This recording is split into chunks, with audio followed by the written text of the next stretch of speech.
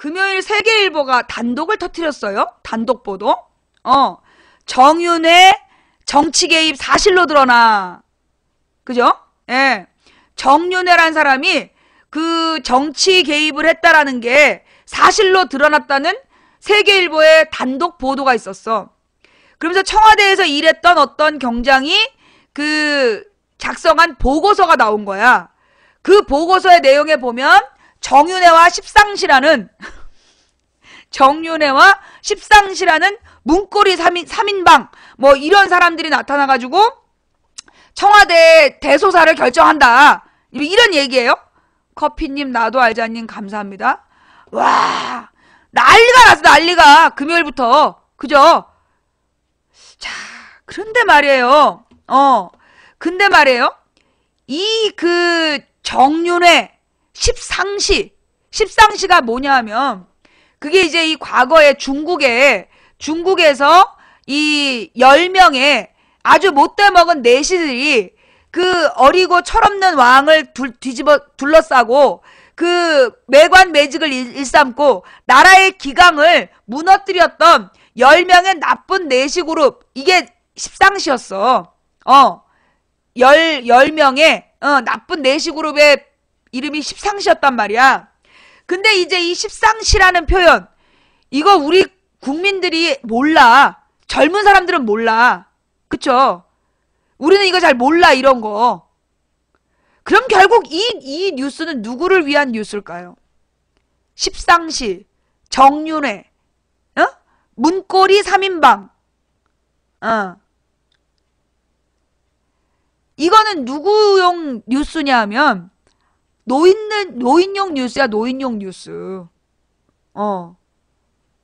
이거는 노인들을 대상으로 노인들을 자극하기 위한 뉴스라는 거죠. 그러니까 노인들이 자기네들의 이 종편에 절어 있고 종편으로 막 노인들을 막 지네가 갖고 놀 수 있다고 믿는 거지. 그래서 노인들용 물타기 뉴스야. 왜? 이 노인들 사이에서 실제로 내가 전철 근처를 지나가는데 어떤 할아버지들이 지나가면서 이명박 막 욕을 하는 거야. 그게 2주 전이었어. 2주 전에 이명박 욕을 되게 많이 하는 거야, 할아버지들이. 왜 그랬냐 했더니 사자방 비리 때문에. 왜냐하면 지금 할아버지들이 복지 예산이 너무 줄었기 때문에 거기에 대한 분노가 있는데 이명박이 4대강 뭐 방산비리 그 다음에 자원외교로 뭐 몇백조 원을 까먹었다. 그 얘기가 나왔잖아. 그래가지고 이 할아버지들이 굉장히 이명박 욕을 길거리에서 많이 했어요. 그런 거 들어보신 분? 할아버지 할머니들이 사자방 비리 때문에 되게 이명박에 대한 욕을 하면서 박근혜가 왜 저 새끼를 안 잡아놓는지 모르겠다. 들어봤지? 그치?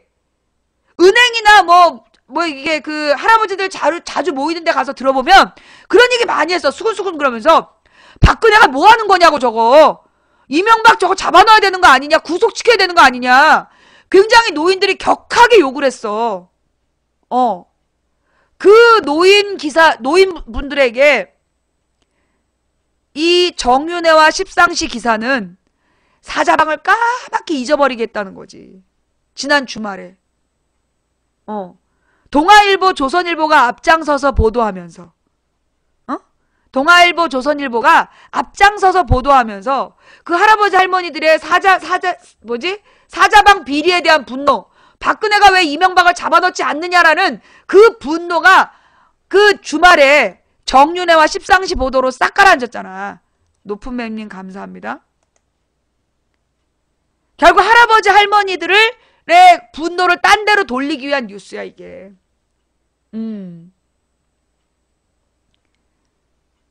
물어봐봐요. 할아버지 할머니들 여러분 부모님들한테 한번 물어봐.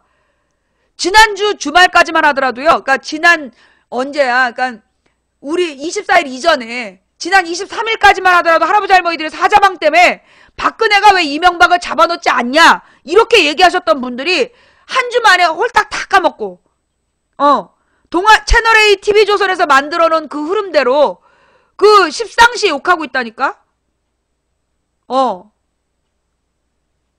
노란색 본능님, 아로미아님, 높은매님 감사합니다.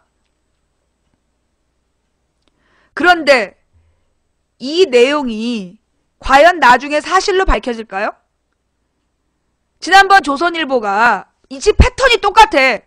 그 당시에도 조선일보가 박근혜와 정윤회가 뭐 시간을 가졌다, 풍문이 돈다 그러면서 터뜨렸어. 그 다음에 일본 신문이 받아서 막 퍼뜨리고, 그러면서 일본 신문을 고소하고 조선일보 고소 안 했잖아. 그지? 특히 일본 신문들이 이런 얘기를 되게 즐겁게 받아. 뭔가 좀 매뉴얼이 돼가는 것 같지 않아요? 높은매님 감사합니다. 어차피 지금 산케이 신문 쟤를 처벌할 수가 없어. 조선일보 기사 보고 썼다로 할 말이 없는 거라고. 결국 마치 박근혜가 일본에 대해서는, 그러니까 일본과 박근혜가 굉장히 안 좋은 관계인 것 같고, 박근혜가 일본 언론을 또 치면서 뭔가 이렇게 민족 간의 그 갈등이 있는 것처럼, 한일 갈등이 뭐 만들어가는 것처럼 사실은 협조하는 거 아니야? 아베에 대한 비판 기사는 사라지고, 일본에서 박근혜 기사를 썼다 이러면서 할아버지 할머니들의 반일 감정을 부추기고 말이야. 그지? 이게 매뉴얼화 되고 있는 것 같다는 거야. 그러면 얘네들이 노리는 건 뭐야?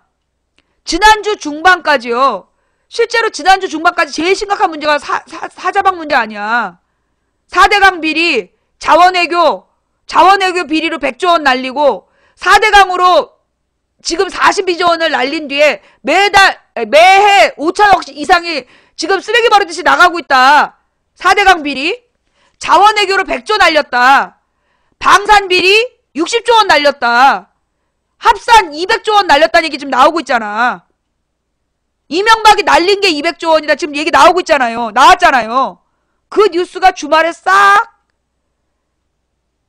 결국 사자방 비리, 이명박을 구속하라는 국민 여론을 틀기 위해서 또 정윤회 스캔들을 써먹는 거 아니냐는 거야.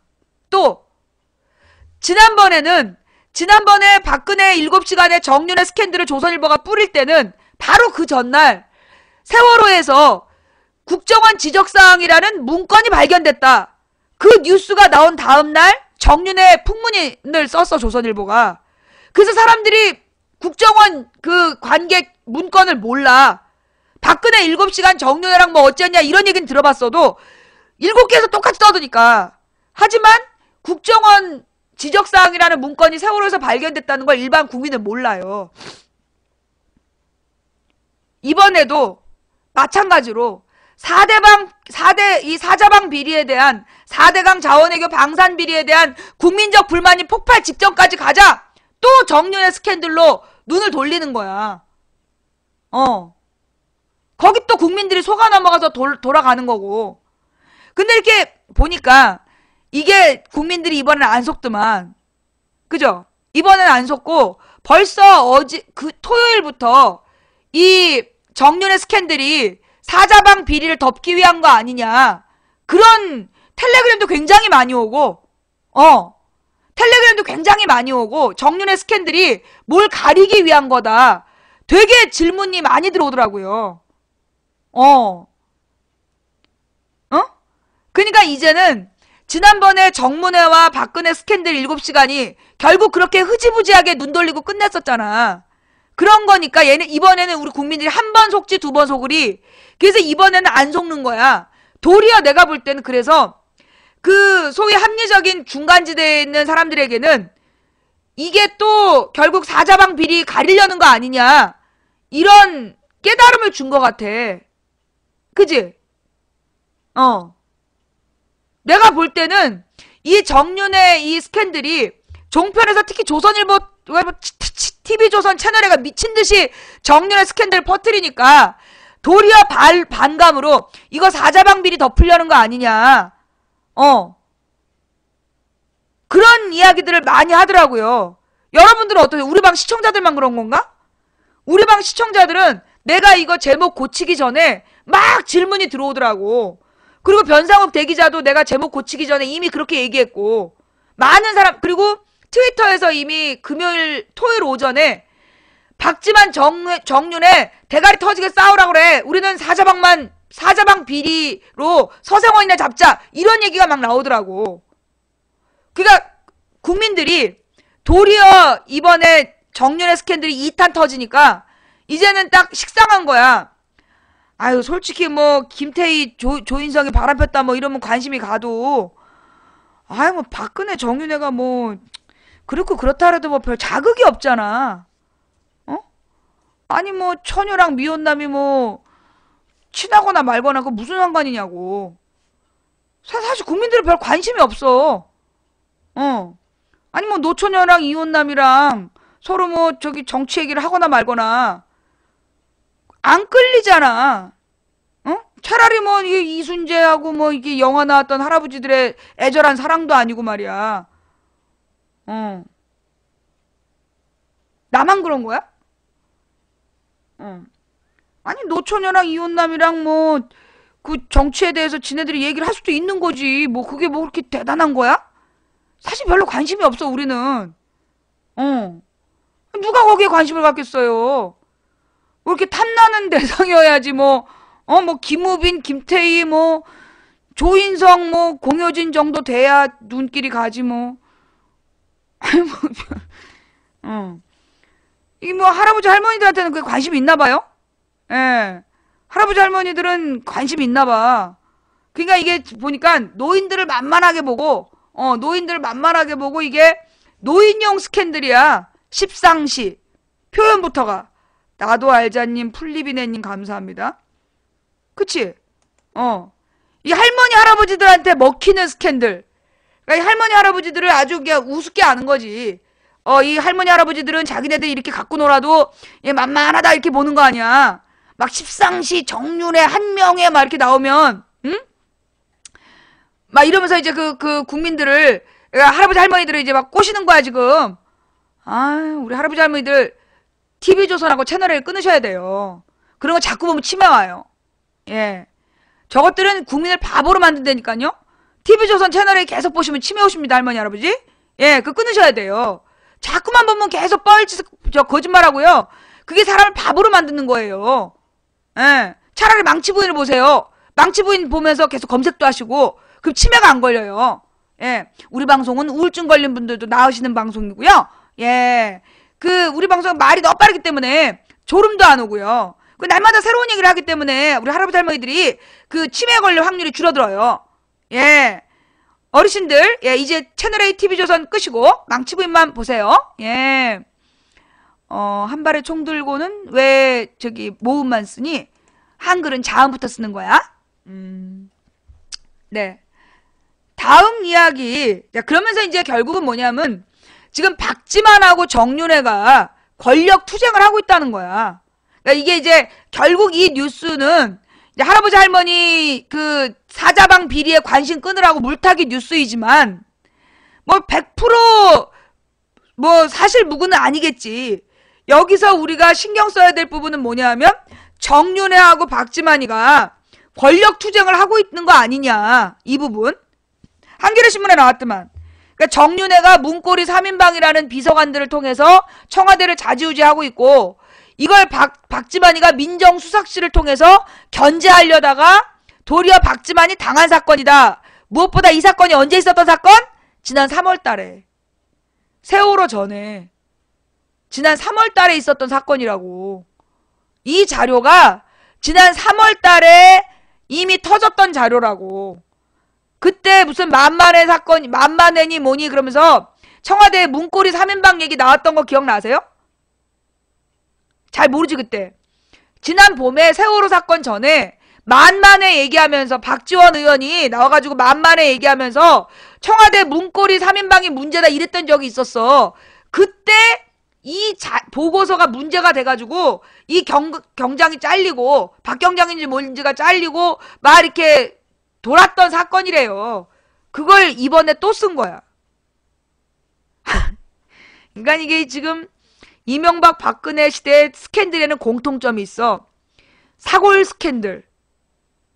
3개월 전에 써먹고 또 써먹고. 3년 전 스캔들. 서태지 이지아 이혼. 알고 보니 3년 전, 6년 전 이혼하고 3년 전에 모든 법정 소송 끝내. 그걸 3년 만에 터뜨려? 예. 아르테미스님 감사합니다. 아주 우려먹기 스캔들이야. 아니 스캔들이라는 게 원래 그 실성이 중요하잖아. 지금 터져야 되는 건데 대부분 스캔들이 오래된 스캔들이야. 옛날 스캔들. 아유 이러다가 뭐 저기 누구야 뭐 저기 뭐 전두환이가 뭐 여자 배우를 어떻게 했다 뭐 이런 스캔들까지 다시 써먹겠어? 뭐 이러다가 40년 전 스캔들 또 나오는 거 아니야? 묵은지냐? 묵은지 스캔들. 장아찌 스캔들. 묵혀뒀던, 그렇지. 곰국 스캔들 내지는 장아찌 스캔들. 묵혀놨다가 또 쓰는 거야. 장아찌 스캔들, 아까 묵은지 스캔들. 묵혀놨다 터트리기냐? 그럼 국민들이, 발효 스캔들은 너무 좋은 말이야. 예. 청국장 스캔들, 아니에요. 청국장은요, 그렇게 오래 묵혀두지 않아요. 청국장은 담가가지고 금방 먹어야 돼. 된장처럼 오래 묵지 않아. 청국장 스캔들은 아니야. 장아찌 스캔들, 내지는 곰국 스캔들, 묵은지 스캔들은 돼도 청국장 스캔들은 안 돼. 청국장은 신선해야 되거든. 정말 지랄 연병이야. 각시투구님 감사합니다. 어쨌거나 박근혜가 대통령이 되면 박지만이 권력의 핵심으로 나오려고 설레발 칠 거다 그랬었죠. 이제 그러고 있다는 거네. 정윤회가 박지만이 막 전면에 나서는 걸 막으려고 이제 그러고 있다는 거 아니야. 결국 박지만이 정권의 핵심으로 오기 위해서 지금 정윤회하고 권력 투쟁을 한다는 식으로 지금 이제 한겨레 기사가 났었어요. 한번 그거 찾아보시고요. 그런데 말이야. 그러면서 드는 생각, 그럼 이번 뉴스는 누가 터뜨렸냐? 이번 뉴스 누가 주도했어? 세계일보한테 단독 터뜨렸지만 세계일보는 단독 하나로 꼴랑 끝이야. 그지? 그 뒤는 누가 맡았어? 채널A TV조선이 맡았잖아. 단독으로 독점 터뜨린 거는 세계일보인데 실제로 세계일보 한 편 터뜨리고 그냥 끝이야. 종편에서 채널A TV조선에서 지금 이 스캔들을 주도해 나가고 있잖아. 채널A TV조선은 누구 편? 채널A TV조선은 누구 편? 재벌 편. 그러면 이 재벌들은 누구를 비호하고 있을까? 자, 우리 좀 더 들어가서 왜 도대체 친재벌 언론이 이번 사건을 전면에 나서서 진두지휘하고 있느냐? 왜 이끌고 가고 있느냐? 이 배경을 한번 추측해 보자는 거야. 왜 채널A TV조선이 재벌들 등쳐먹으면서 그 돈으로 운영하는 언론사들이잖아. 종편이잖아. 걔네가 왜 나서서 정윤회 스캔들을 주도할까? 이유가 뭐냐? 자, 그러면 다시 본론으로 들어가서 사자방 비리야. 4대강 비리 누가 돈 뜯어먹었을까? 누가 42조 원 나눠먹었어? 공사 수주했던 대기업이 나눠먹은 거 아니야. 4대강 비리를 뻥박이 혼자 먹은 게 아니라 재벌들이 공사 수주해갖고 나눠먹은 거 아니야. 그지? 그 다음 자원외교.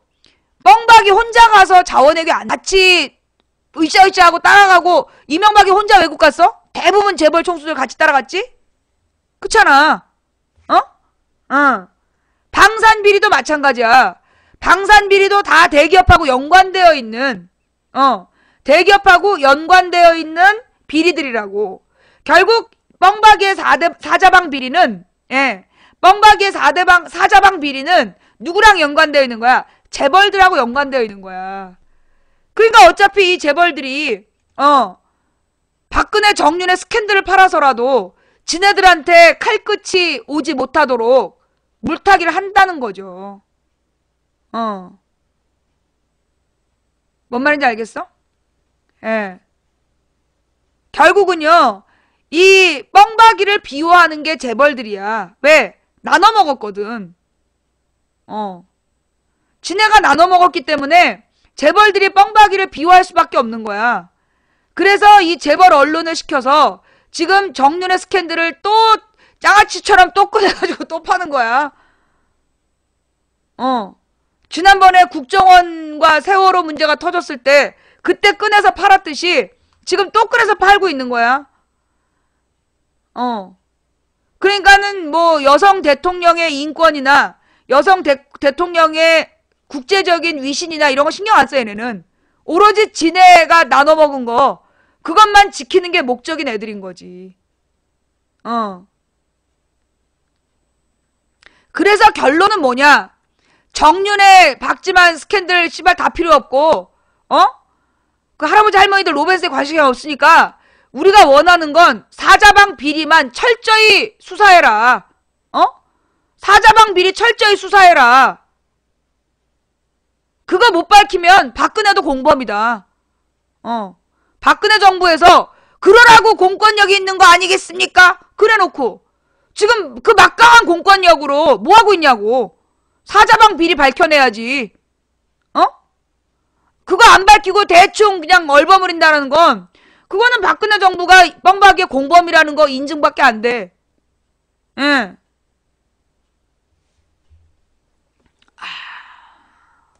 자, 그 다음으로 넘어가서 지난 주말을 후끈 달아오르게 한 뉴스가 두 개였어. 하나가 정윤회 스캔들, 또 하나가 서울대 K모 교수. 서울대 K모 교수가 수백 명의 여제자한테 성추행을 했다. 계속 뭐 비가 오는데 네 생각이나 뭐 이러면서 계속 문자를 보내고 계속해서 뭐 한번 지나가 뭐 예뻐졌네 이러면서 문자를 보내서 저녁을 먹자고 막 강요를 하고, 그래갖고 아무 생각 없이 저녁을 먹으러 나가면 그 여제자의 주요 신체 부위를 더듬고 그랬다는 거 아니야. 그런 서울대 교수 성추행 사건이 그 서울대 커뮤니티에 퍼지면서 피해자가 속출? 그래갖고 200명까지 확인됐다고? 200명 이상의 피해자가 나왔어. 서로 그래서 이제 공동 대처하자. 얘가 이제 이렇게 나온 거야. 그런데 문제는 뭐냐 하면 서울대에서 이 교수가 사표를 썼고, 그래서 면직 처분했다는 거야. 그러면 면직 처분이 뭐냐? 명문대가 이런 거 심해요. 면직 처분이 뭐냐 하면 그냥 그 교수직을 그만뒀다라는 거래. 파직하고 다른 거야. 해직하고 다른 거야. 이 사람이 면직이 되면 다른 데 가서 교수 또 한다는 거야. 이 사람이 이제 서울대 교수가 공무원이잖아. 그러면 이 사람을 파면 해직을 시키면 연금도 안 나가고 다른 데 가서 교수도 못 한대. 연금도 안 줘도 되고 교수도 못하게 하는 게 파면 해직인데, 수백 명의 서울대 여성들의, 서울대 학생들의 이 인권을 침해한 이거를 갖다가 면직으로 끝낸다는 거야. 뭐 성폭력 범죄에 대해서 단호하게 대처한다는 박근혜 어디 갔을까? 성폭력 범죄에 대해서 단호하게 대처하면서 다 대처하겠다던 박근혜 정부, 가족이 행복한 뭐 경기도 만들겠다는 박근혜 정부, 뭐 하는 거야 이거. 피해자가 수백 명이면 이거는 파면, 그 다음에 해직, 구속시켜야지. 권력을 이용해서 자기의 권위, 교수라는 신분을 이용해서 약자들을 성추행한 건데 면직으로 끝나? 뭐 하자는 거야? 이거 구속시켜야지. 구속해서 200년은 살려야지. 얼마나 그 치욕스럽겠어. 말 가려하세요. 아니 무슨 국정원 직원 수준으로 채팅을 해. 누구랑 바람났나 이런 말은 그거는 국정원 직원들이나 쓰는 표현이야. 그렇게 천박한 채팅 금지. 그 다음에요. 어떤 45살짜리 미친놈이 12살짜리 초등학생을 꼬셔가지고 자기가 19살짜리 잘생긴 오빠라고 뻥을 치고 인터넷으로 만난 다음에 이 여자애를 만나자 그래가지고 수차례 성폭행을 했대. 강제로. 몇 년형? 12년형. 씨발.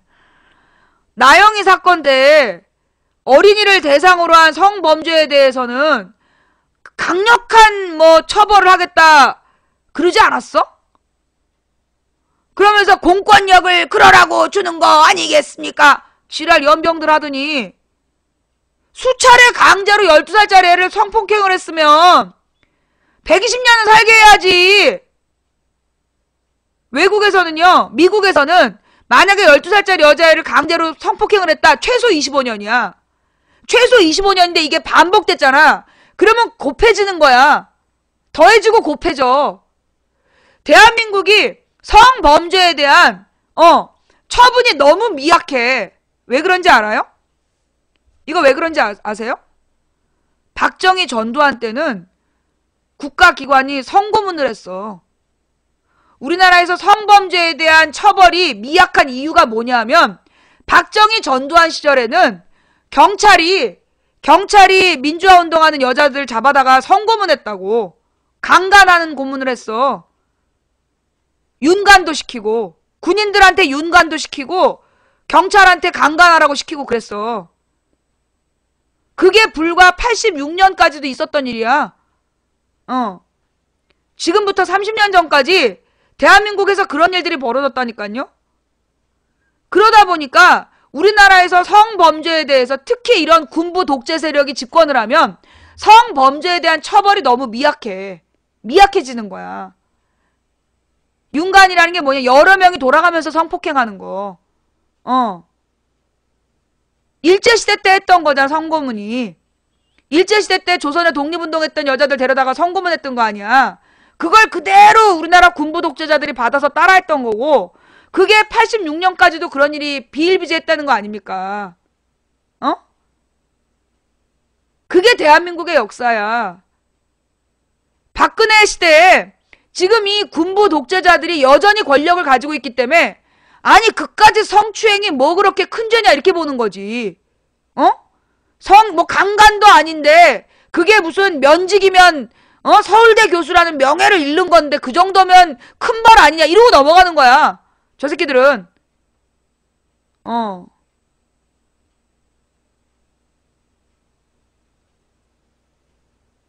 쟤네들은요, 그러니까 옛날에는 우리 어렸을 때는요, 성폭력이라는 단어가 없었어요. 성폭력이라는 거 그거 누가 만든 거냐? 이정희가 만든 거야. 이정희 의원이 성폭력 특별법을 만들어야 된다고 전국의 여자 대학생들을 모아서 운동을 한 거예요. 그래서 성폭력 특별법이라는 법이 만들어져. 그래서 그 전에는 원래 성폭력이라는 단어가 없었어. 그냥 강간죄가 있었던 거야. 그리고 그 강간도 너무나 처벌이 미약해서 전체 강간 피해자의 실제로 신고하는 사람이 10%, 7%? 그런데 그 93% 신고를 못해. 왜? 신고를 하면 경찰이 피해자를 불러놓고 너무 옷을 얇게 입어서 그런 거 아니냐, 노출이 심해서 그런 거 아니냐, 어디를 만졌냐, 어떻게 만졌냐 이러면서 남자 형사들 다 있는 데서 그러고 물어봐. 그러니까 여자들이 기가 막혀갖고 신고를 다 중간에 중단하고 뛰어나오고 그랬던 거야. 그리고 그러면서 강간을 했다 끝까지 여자가 이제 신고를 하잖아. 고소를 했잖아. 그러면 법정에 가서 또 그 일이 벌어지는 거야. 형사, 검사가 2번, 3번 그날의 상황을 어디를 어떻게 만졌냐, 다리를 어떻게 벌렸냐 이런 걸 막 물어봐. 그 다음에 법정에서 똑같은 일이 벌어지는 거야. 그 다음에 결론이 뭔 줄 알아? 화간이었다라고 나와. 강간이 아니라 서로 이 여자가 나한테 추파를 던졌다, 전화를 받은 적이 있다, 뭐 이런 식으로 막 변호사가 얘기하면 강제추행이, 성폭행이 아니라 서로 이렇게 마음이 있었다 이렇게 결론 내리는 게 부직이었어요. 그래서 그 90년대 이전까지, 90년대 중반까지 실제 피해자의 7%가 고소를 하고 그 중에 처벌받는 게 3%인 거였어. 7% 중 3%가 아니라 7%가 고소한 것 중에 97%는 중간에 다 그냥 없어지고 뭐 화해했다 그러고 그냥 흐지부지 되고 실제로 처벌받은 게 3% 정도밖에 안 됐다는 거야. 더 웃긴 게 처벌이 얼마인 줄 알아요? 3개월, 6개월. 그래가지고 6개월 살고 나와갖고 그 여자를 다시 성폭행하고 그랬어. 2번째, 3번째 성폭행하고 그랬었다니까. 우리나라가 그런 나라였어. 그런데 이정희 의원이 그때 여대생들이랑 다 같이 운동하면서 만든 게 성폭력이라는 개념을 만든 거야. 성폭력이라는 게 뭐냐? 가장 약한 정도로 성희롱이 있어요. 성희롱. 성희롱이 뭐냐? 말로 하는 거야. 말로 하는 게 성희롱. 그 다음에 성추행은 뭐냐 하면 몸을 만지는 거야. 그런데 강간까지는 아니고, 그러니까 성기를 삽입하고 이러지는 않은 게 성추행이야. 가슴을 만지는 것도 성추행이야. 그런데 그리고 막 옷을 막 벗기려고 하는 것도 성추행이야. 강간은 성기를 삽입했을 때만 강간이야. 그래서 성폭력, 성폭행, 그게 소위 이제 강간이라는 범주로 들어가는 거야. 그래서 이게 세 가지로 나누어서 성희롱도 성폭력이다. 그걸 만들어낸 사람이 이정희 의원이에요. 그 운동을 주도했던 사람이.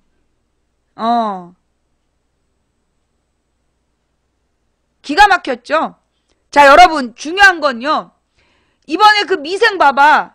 미생에서 벌어지는 그 마부장 새끼. 마부장 새끼가 하는 짓거리가 바로 성희롱이에요.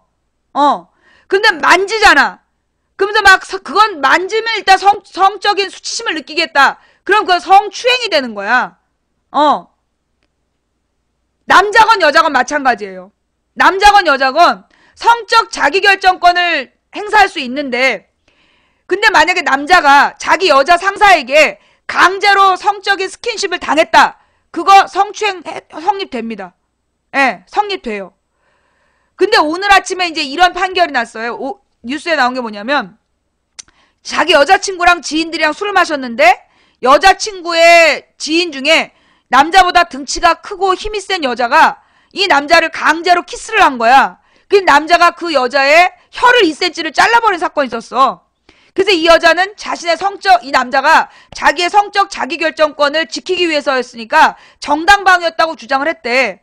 그런데 법원에서 그 여자가 등치가 컸다고 할지라도 사람들이 옆에 있었으니 사람들에게 알릴 수 있는 상황이었고, 이거는 그 혀를 자를 정도로 그런 상황은 그걸 충분히 피할 수 있었는데, 이거는 과잉 방어다. 이래갖고 정당방위가 인정 안 돼가지고 유죄 판결이 났대. 그래서 그것 때문에 이제 막 시끌시끌 한 거야. 근데요, 나는 그것도 난 굉장히 잘못된 판결이라고 봐. 잘못된 판결이라고. 여자건 남자건, 아니 생각해봐요. 막 이국주 같은 여자가 장그래를 덮쳤다. 나는 그거 처벌해야 된다고 생각해. 이국주 같은 등치의 여자가 장그래를 덮쳤어. 아니 그거는 성폭력이지. 이 여자가 남자보다 뭐 힘이 약하다라는 그거 전제가 잘못된 거라고 난 생각해. 이것도 내가 볼 땐 성차별적 판결이라고 나는 봐요. 이 남자가, 아니 그리고요, 이런 게 있어요. 남자들 중에도 맞고 사는 남자들이 생각보다 많아. 왜냐? 남자들은 계속 사무직 일을 해. 힘을 쓸 일이 별로 없어. 근데 여자들은 막 하루에 10kg씩 된 애들을 막 안고 키워. 그러니까 나중에 점점 나이가 들면 여자는 남성화돼요. 남성 호르몬이 나와서 힘도 세지고, 그리고 막 무거운 거 들고 다니면서 힘이 세져. 남자들은 도리어 사무직 일만 계속하고 술 먹고 몸 약해지고 설사 질질하고 그러다 보면 건강이 약해지면서 나이가 40대 중반이 돌았으면 여성 호르몬이 또 나온다는 거야. 그런데 그때가 여자들이 남자들을 두들겨 패는 시기래요. 그래가지고 이 여자들이 막 불젓가락, 이게 연탄 집게 있잖아. 연탄 이렇게 들어올리는 거. 달아오는 연탄 집게로 남편을 때리는 여자도 있고, 그렇게 폭력을 일삼는 여자들이 있다는 거야. 그런 일이 실제로 그러니까 그러니까 남성의 전화라는 게 있어. 남성의 전화라는 게 뭐냐면 여성의 전화처럼 폭력에 희생당한 남자들이 이제 전화를 해서 상담을 하는 데인데, 사실 우리 사회에서 남자가 여자한테 맞았다 그러면 저 또라이 새끼 그러잖아. 등신 또라이 그러잖아. 근데 요즘에 그 신체적 조건이 남자보다 월등한 여자도 있고, 도리어 이 착하고 뭐 사회초년병인 어린 뭐 장그래 같은 남자애가 힘센 여자 상사한테 성적인 그 폭력을 당할 수 있는 거예요. 남자나 여자나 상관이 없는 거라고. 성폭력 개념은 남자든 여자든 상관없는 거야. 근데 우리나라가 굉장히 잘못돼 있어. 가령 남자가 남자를 강제로 성추행을 했잖아. 그게 법으로 처벌이 안 돼. 지금은 되나? 몇 년 전까지도 처벌이 안 됐어요. 남자가 남자를 강제로 성폭행을 했는데 그게 처벌이 안 됐어요. 지금은 되나요? 지금은 되는지 모르겠는데 이것도 강간이야. 외국에서는 그것도 강제로 처벌받아요. 그런데 이거 성폭력은 이성 간에만 지금도 안 되지. 지금 돼요, 안 돼요? 개정됐어요, 작년에? 작년에 개정돼서 지금 처벌할 수 있어요? 그런데 남경필 아들이 처벌 안 받은 거야? 참. 남자가 남자를 성폭행합니다. 주로 감옥이나 군대에서 벌어져요. 감옥이나 군대에서 남성의 항문에다가 그 성기를 삽입하는 그런 범죄가 발생한다니까? 그런 외국 같은 경우에는 그거 신고를 하면 성폭력으로 처벌받아요. 그런데 우리나라는 그게 작년까지도 처벌 안 돼서 법적 기준이 없었어. 우리나라의 법적 기준이 남자가 남자를 성폭행하는 거는 성폭행이라고 인정이 안 됐었어. 굉장히 잘못되어 있는 거죠, 우리나라가. 굉장히 잘못되어 있는 법 기준을 가졌던 거야. 법 적용을 했던 거지. 성적 자기결정권을 침해받으면 성폭력이라고 인정해야 되는데 이성 간에만 범죄다. 그런 게 있고 또 13세 미만의 그러니까 13세 미만의 어린아이에 대한 강간은 뭐 합의를 했다 할지라도 성관계는 처벌을 받아. 그런데 우리나라에서 13세 이상의 여자하고 합의하에 성관계는 처벌받지 않아요. 이게 문제라는 거야. 외국은 16살 미만의 여자아이하고 성관계를 맺잖아. 그럼 무조건 처벌이야. 여자애가 원했든 유혹을 했든 합의를 했든 상관없는 거야. 왜? 이 16살 미만의 어린 여자애들은 아직 인식이 정립되어 있지 않다. 그런 애들이 설사 뭐 유혹을 한다고 하더라도 성인이면 그 아이들을 가르쳐서 올바른 길로 가게 해야지 거기서 넘어가면 안 되는 거다. 그래서 16세 미만의 여자애하고 성관계를 맺으면요 그냥 처벌해요.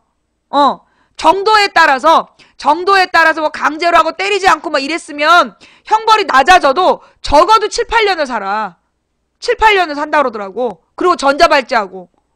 그런데 우리나라는 합의하의 성관계는 처벌을 안 해. 그게 문제라고. 만 17세, 18세 이하의 여성은 우리나라는 사실은 만 18세로 해야 돼. 서양 애들은 워낙 빠르기 때문에 뭐 16세라고 상관없지만 만 18세 미만의 어린 여자아이하고 성인이 성관계라면 그 미성년자끼리는 뭐 어쩔 수 없을 수 있다고 봐. 남자친구하고 그렇게 한 걸까지 처벌할 수는 없다고 보거든요. 그런데 물론 강제로 했을 때는 처벌해야 되는 거고 성인이 미성년자랑 합의하에 성관계라도 처벌해야 돼. 근데 왜 안 할까? 이거 왜 안 할까? 우리나라에 법을 만들고 법을 집행하는 권력자들이 미성년자의 성접대를 받고 있기 때문이죠. 소위 잘 나가는 그런 업체에서 이 차를 그런 아주 어린애들 대주는 거 아니야. 그러니까 그 법을 안 만드는 거라고. 왜냐면 지들도 처벌받아야 되거든. 그래서 안 만드는 거야. 합의하는데 왜 처벌? 다시 한번 설명할게. 합의하에 성관계더라도 미성년자는 아직 성적 자기결정권이 없다고 보는 거야. 애들이 아직 사회관계를 몰라서 자기가 이 성관계라면 어떤 불이익이 있는지를 아직 모르는 애들이기 때문에 그 애들이 합의했다고 할지라도 그걸 범죄로 보는 게 잘 나가는 나라들의 생각이다. 이해가 돼? 이해가 돼요? 안 돼요? 여전히 안 돼? 여전히 안 되면 강퇴야. 블랙. 네. 하여간 그래서 이번에 이제 내가 이 이야기를 하는 이유가 뭐냐. 이 성희롱, 성추행, 성폭력에 대한 문제에 단호한 대처를 해야 되는데요. 특히 여성들 잘 들어야 돼. 그 어린 여성들이나 어린 남성들이나 잘 들어야 되는데, 내가 이제 옛날에 누구랑 상담을 했는데 남자애가 아줌마들이랑 일을 한 거야. 근데 이 아줌마들이 또 단체로 모이면 남자애를 성적으로 너무나 이렇게 모욕을 주는 거야. 막 갖고 놀고, 막 엉덩이를 실실 만지고, 그거 다 성추행이에요. 예. 자, 그런데 항상 보면 습관적으로 남자나 여자나 성희롱부터 시작이 돼. 말로 희롱을 걸기 시작해요. 그 다음에 이 말로 희롱을 걸다가 신체적인 접촉을 시도해요. 그러다가 강제로 강간까지 가는 거야. 그런데 이 과정이 맨 처음에 어떻게 대처하느냐에 따라서 막을 수 있거나 없어요. 무슨 얘기냐 하면, 꼰대 소리를 듣고 또라이 소리를 듣더라도 성적인 농담은 맨 처음에 끊어야 되는 거야. 어느 자리에서든 뭐 취업을 했어. 그런데 이 직장 상사나 사장님이나 뭐 이런 사람들이 성적인 접근을 했다. 그럴 때는 바로 스마트폰을 들고, 지금부터 하시는 말씀은 녹음되고 법정에서 성희롱 범죄 증거로 사용될 수 있습니다. 말씀하시죠? 농담처럼. 농담처럼 얘기하지만 그렇게 얘기하잖아? 다음부터 조심한다고.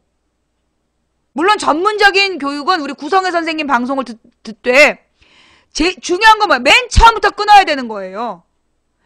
그러기가 쉽지 않죠라는 그 생각이 문제라고. 해봤어? 해봤냐고. 안 해놓고 그러기가 쉽지 않죠. 바로 잘린다. 뻥까지 마. 니네가 여자도 아니잖아. 니네가 여자도 아니고 실제로 그런 일을 해본 적도 없잖아. 내가 아는 여자들은 맨 처음에 그렇게 해서 초장에 잡았어. 옛날에 내가 여러 사람이 모여서 같이 직장에서 회식을 갔는데 웬 놈이 내 무릎을 만지는 거야. 무릎을 만지는, 나보다 선배인데 무릎을 만지더니 나한테 뭐래더라?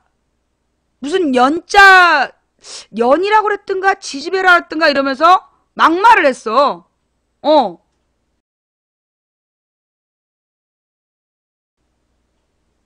그래서 내가 어떻게 했냐? 그 선배의 목을 사뿐히 감쌌지. 사뿐히 감싸고 귀에다 대고, 남들이 볼 때는 웃으면서 뭔가 귓말한 줄 알 거야. 나보다 나이 많은 선배인데, 야, 씨발로마, 너 나한테 그렇게 내 무릎 만지면서 그렇게 쌍욕하니까 좋냐, 이 개새끼야? 이 주둥이를 확 찢어버리고 그냥 이빨을 되게 손가락에다 분질러버릴까 보다. 너 씨발로마 또 한 번만 나한테 그러면 너 길에서 나 만나면 쑤셔 죽일 줄 알아. 웃으면서 그렇게 얘기를 했지. 그 다음부터 그 사람이 나를 볼 때, 물론 지는 이제 술 취한 척 한 거야. 술 취한 척 하면서 그렇게 한 거예요. 내 앞에 그 뒤로는 2m 이상 접근을 하네? 그 뒤에 모임을 갔는데, 멀리 앉더라고. 예. 멀리 가서 앉고, 절대 가까이 안 오고, 웬만하면 눈 피하고, 나는 빤히 쳐다보고 인사하는데, 그렇게 해야 돼요. 술 취한 척하고 그렇게 막 만지고 그럴 때 여자들이 어머 왜 이러세요 이러면 더해. 그럴 때는 딱 다가가서 귀에다 대고 얘기하는 거야. 이 씨발로만 너 지금 나한테 한 얘기 이거 내가 확 터트린 수가 있어.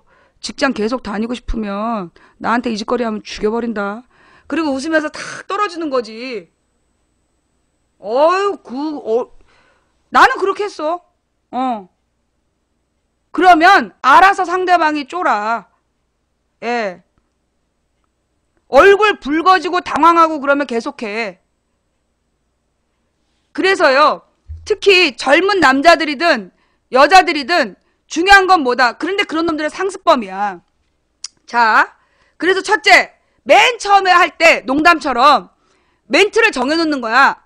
부장님, 지금 하신 말씀은 이 녹음이 되어 추후 법정에서 성희롱 증거로 사용될 수 있으니 조심하시기 바랍니다. 그리고 안 누르고 접었잖아. 그게 1차 경고야. 근데 그 부장 새끼가 또 그랬다. 그럴 때는 녹음을 하는 거예요. 한 번 경고했었기 때문에 얘한테 그렇게 얘기하면 얘가 녹음할 수 있다는 걸 이미 경고한 거야. 보는 앞에서는 안 눌러도 그 다음부터는 이런 애들은 반드시 상습범이기 때문에 녹음을 매번 해야 돼요. 부장 앞에 가야 된다. 녹음기 켜놓고 들어가는 거야. 그러면 증거가 나와. 3번 이상 딱 잡혔잖아. 그러면 신고하는 거야. 그리고 뭐 직장을 잘릴까봐 잘리는 게 나아. 그런 직장은 잘리는 게 낫다고. 거기 계속 다닌 부장새끼한테 결국은 밤에 강간당해. 결국은 강간당하고, 그리고 강간당한 다음에 잘려. 내가 분명히 얘기해주겠어. 여자들 잘 들어. 그렇게 뭐 남자들이 성추행할 때 그때 참아야지요. 잘리면 어떻게 해요? 너네가 거기서 참으면 강간당하고 잘려. 너네가 강간당하면 너네 편들어줄 것 같아 그 새끼들이? 전부 다 한패가 돼갖고 너네를 잘러. 강간당하기 전에 니네가 먼저 공격하고 나오는 거야. 그리고 거기 이력을 쓰지 마. 원래 이력서를 쓸 때 그렇게 니네가 한번 들이받았던 회사는 빼고 쓰는 거야. 빼고. 거기서 근무했다고 쓰면 바로 그 회사에 전화해서 물어봐. 걔 그냥 또라이야. 우리가 그냥 이쁘다고 농담 한마디 한 거 같고 성희롱이라고 걔 지랄하고 떠난 애야. 이렇게 얘기한단 말이야. 한번 들이받은 데는 이력서에서 빼. 그리고 신고해. 물론 지금 노동부에 신고해봤자 박근혜 정부에서 처벌 안 해. 인터넷에 올려. 절대 실명 거론하지 말고 인터넷에 올려. 망치부인한테 전화하거나. 잘 들어. 중요한 얘기야. 여자거나 남자거나.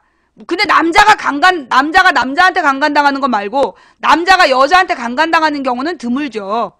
주로 어린 여자애들이 그 지위가 높은 남자들한테 강간을 당해. 그게 구조적 범죄야.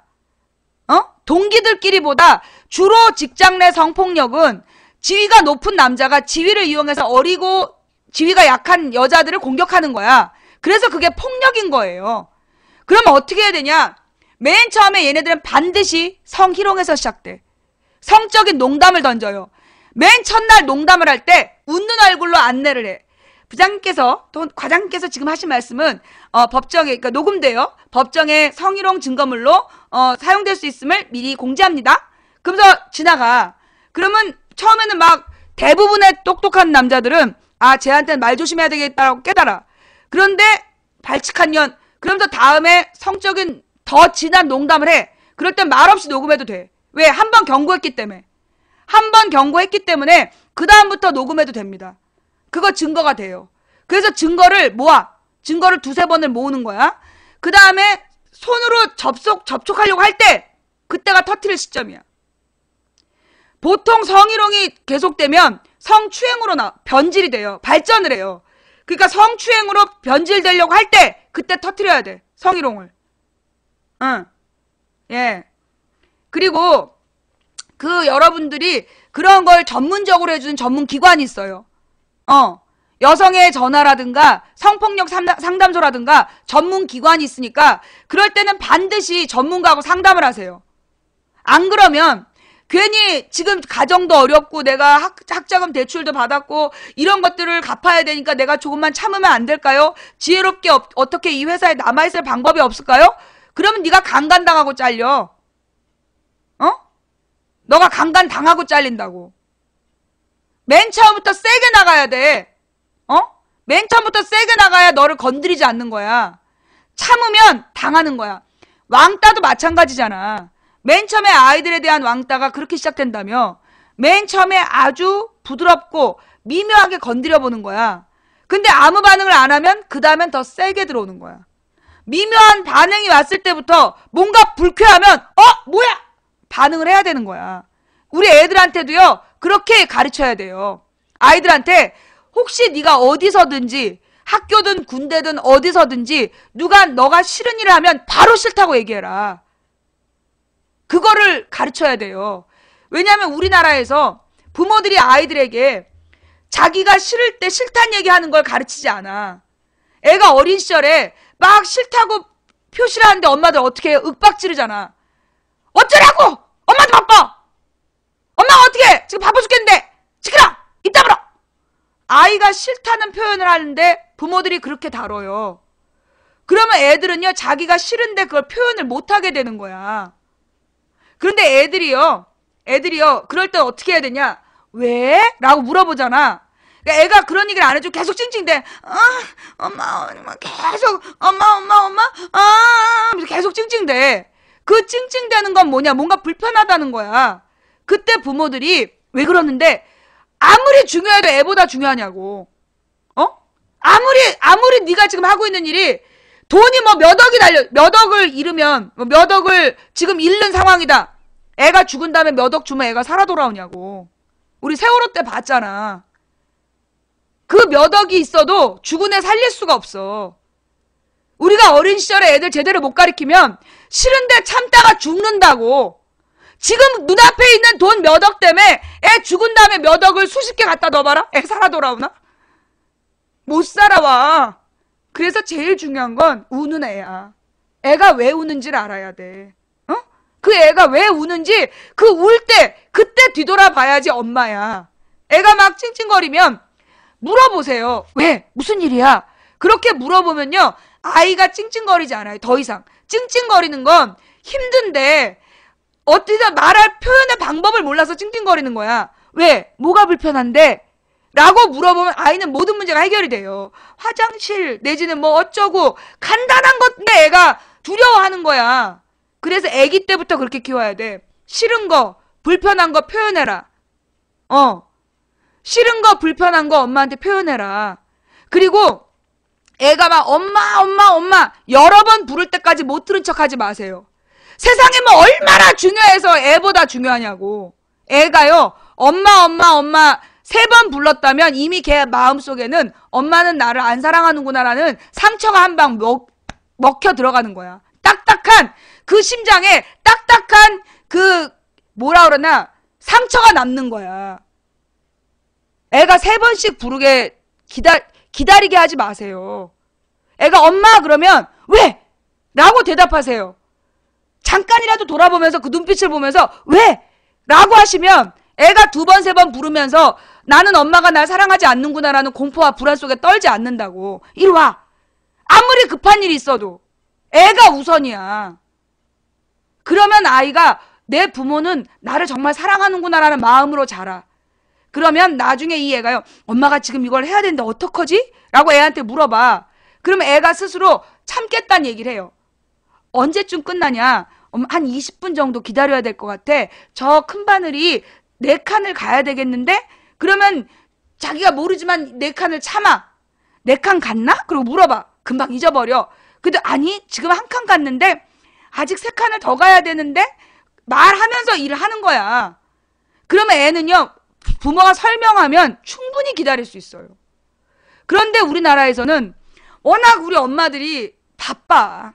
너무 바쁘고 며느리 해야지, 직장 다녀야지, 아내 해야지, 엄마 해야지.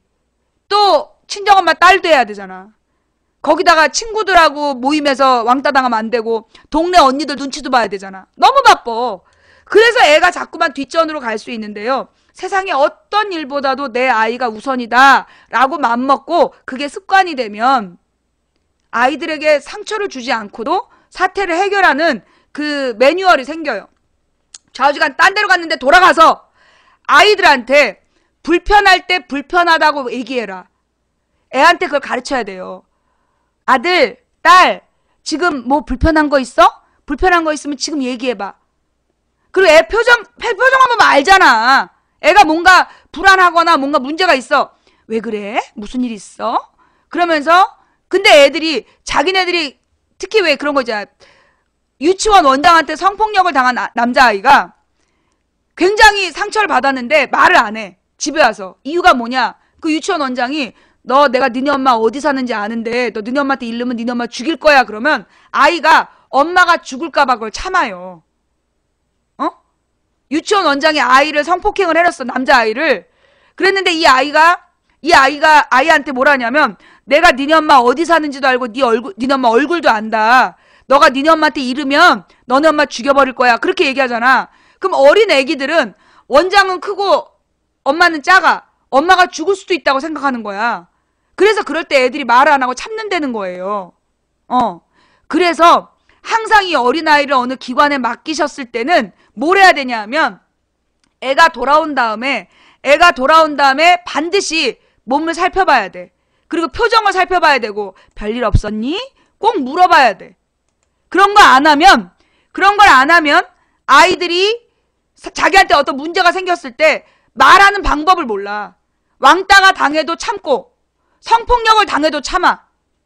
어린 시절에 우리가 아이들에게 싫은데 싫다는 표현 못하게 가르쳤기 때문이야. 시끄러! 조용해! 왜 시끄럽고 조용하냐고. 그 애는 일생이 지금 처음으로 이 순간에 아이가 성장하고 있는데 그의 우주가 확장되고 있는데 왜 걔가 시끄럽다고 참아야 되냐고. 그 아이가 어떤 일을 앞으로 할지 모르는 애인데 왜 걔한테 참으라 그러냐고. 우선 걔가 뭐가 힘든지를 들어야 돼. 그리고 나서 아이한테 양해를 구해야 돼. 그렇게 하면 일이 더 빨리 해결돼요. 그걸 못 들은 척하고 무시하고 그러니까 상황이 자꾸 악화되는 거야.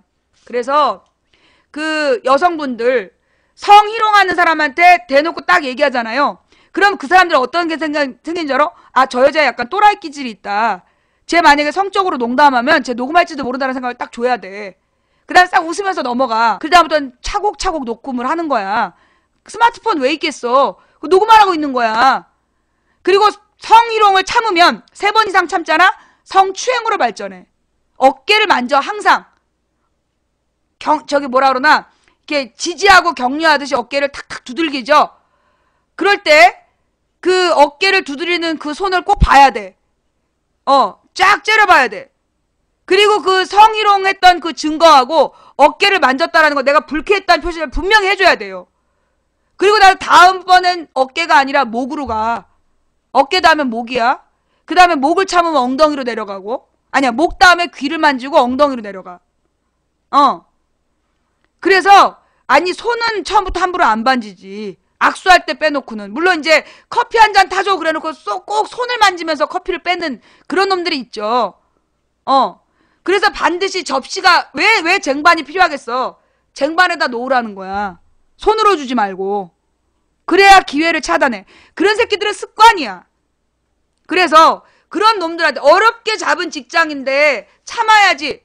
그러면 결국 강간 당하고 잘려. 걔네들의 습성이 뭐냐면 강간한 다음에 잘라. 자기가 잘못했기 때문에 강간한 다음에 잘라요. 그러니까 초장에 잡아야 되는 거야. 이 중요한 얘기야. 성희롱은 참으면 성추행되고 성추행을 참으면 성폭행되는 거야. 초장에 잡아야 돼. 자, 그 다음에요. 여러분 그 청소년들한테 그 청소년들의 인터넷, 청소년들의 스마트폰 그거에 대해서 원칙을 정해주셔야 돼요. 100만 원짜리 스마트폰을 사주면서 부모가 그걸 어디다 쓰는지 모르면 잘못된 거래. 유럽은 초등학생들한테 아예 휴대폰을 사주면 안 되는 나라도 있다는 거야. 스마트폰이 아니라 일반 휴대폰. 또 전자파 때문에 아이들에게 해롭다. 금지된 나라들도 많대요. 근데 우리나라 아이들이 대부분 아주 비싼 스마트폰을 갖고 있어. 인터넷으로 그냥 바로 접속되는. 내가 사이버수사대에 자주 가잖아. 근데 사이버수사대에 가가지고 계속 나오는 두 가지가 뭐냐면 보이스피싱 당하는 거랑 그 다음에 어린아이들이 나체 사진 찍힌 거야. 그렇게 많대요. 내 아이는 안 그럴 거야. 아니라고. 그냥 무슨 만남 사이트 이런 게 너무나 많고 그냥 재밌는 건 좀 게임하러 갔는데 가도 애들한테 접근한다니까. 그래서 어머 너 손 좀 보자.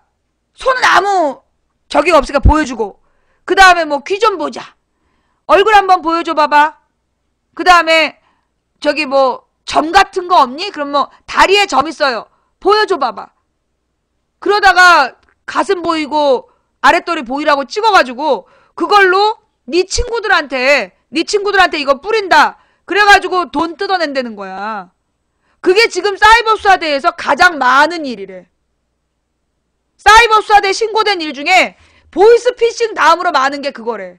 청소년 사진 유출 사건. 아예 그걸로 돈 버는 새끼들이 있대. 그래서 여러분들이 어떻게 해야 되냐면 내가 사이버수사대 요즘 매일 가잖아.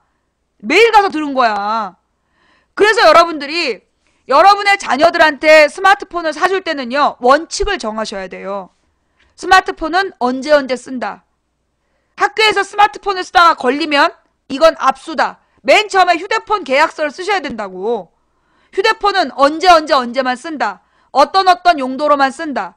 그리고 휴대폰으로 모르는 사람이랑 얼굴을 모르는 사람이랑은 절대 연락하지 않는다. 그걸 애들한테 쓰게 해야 돼요.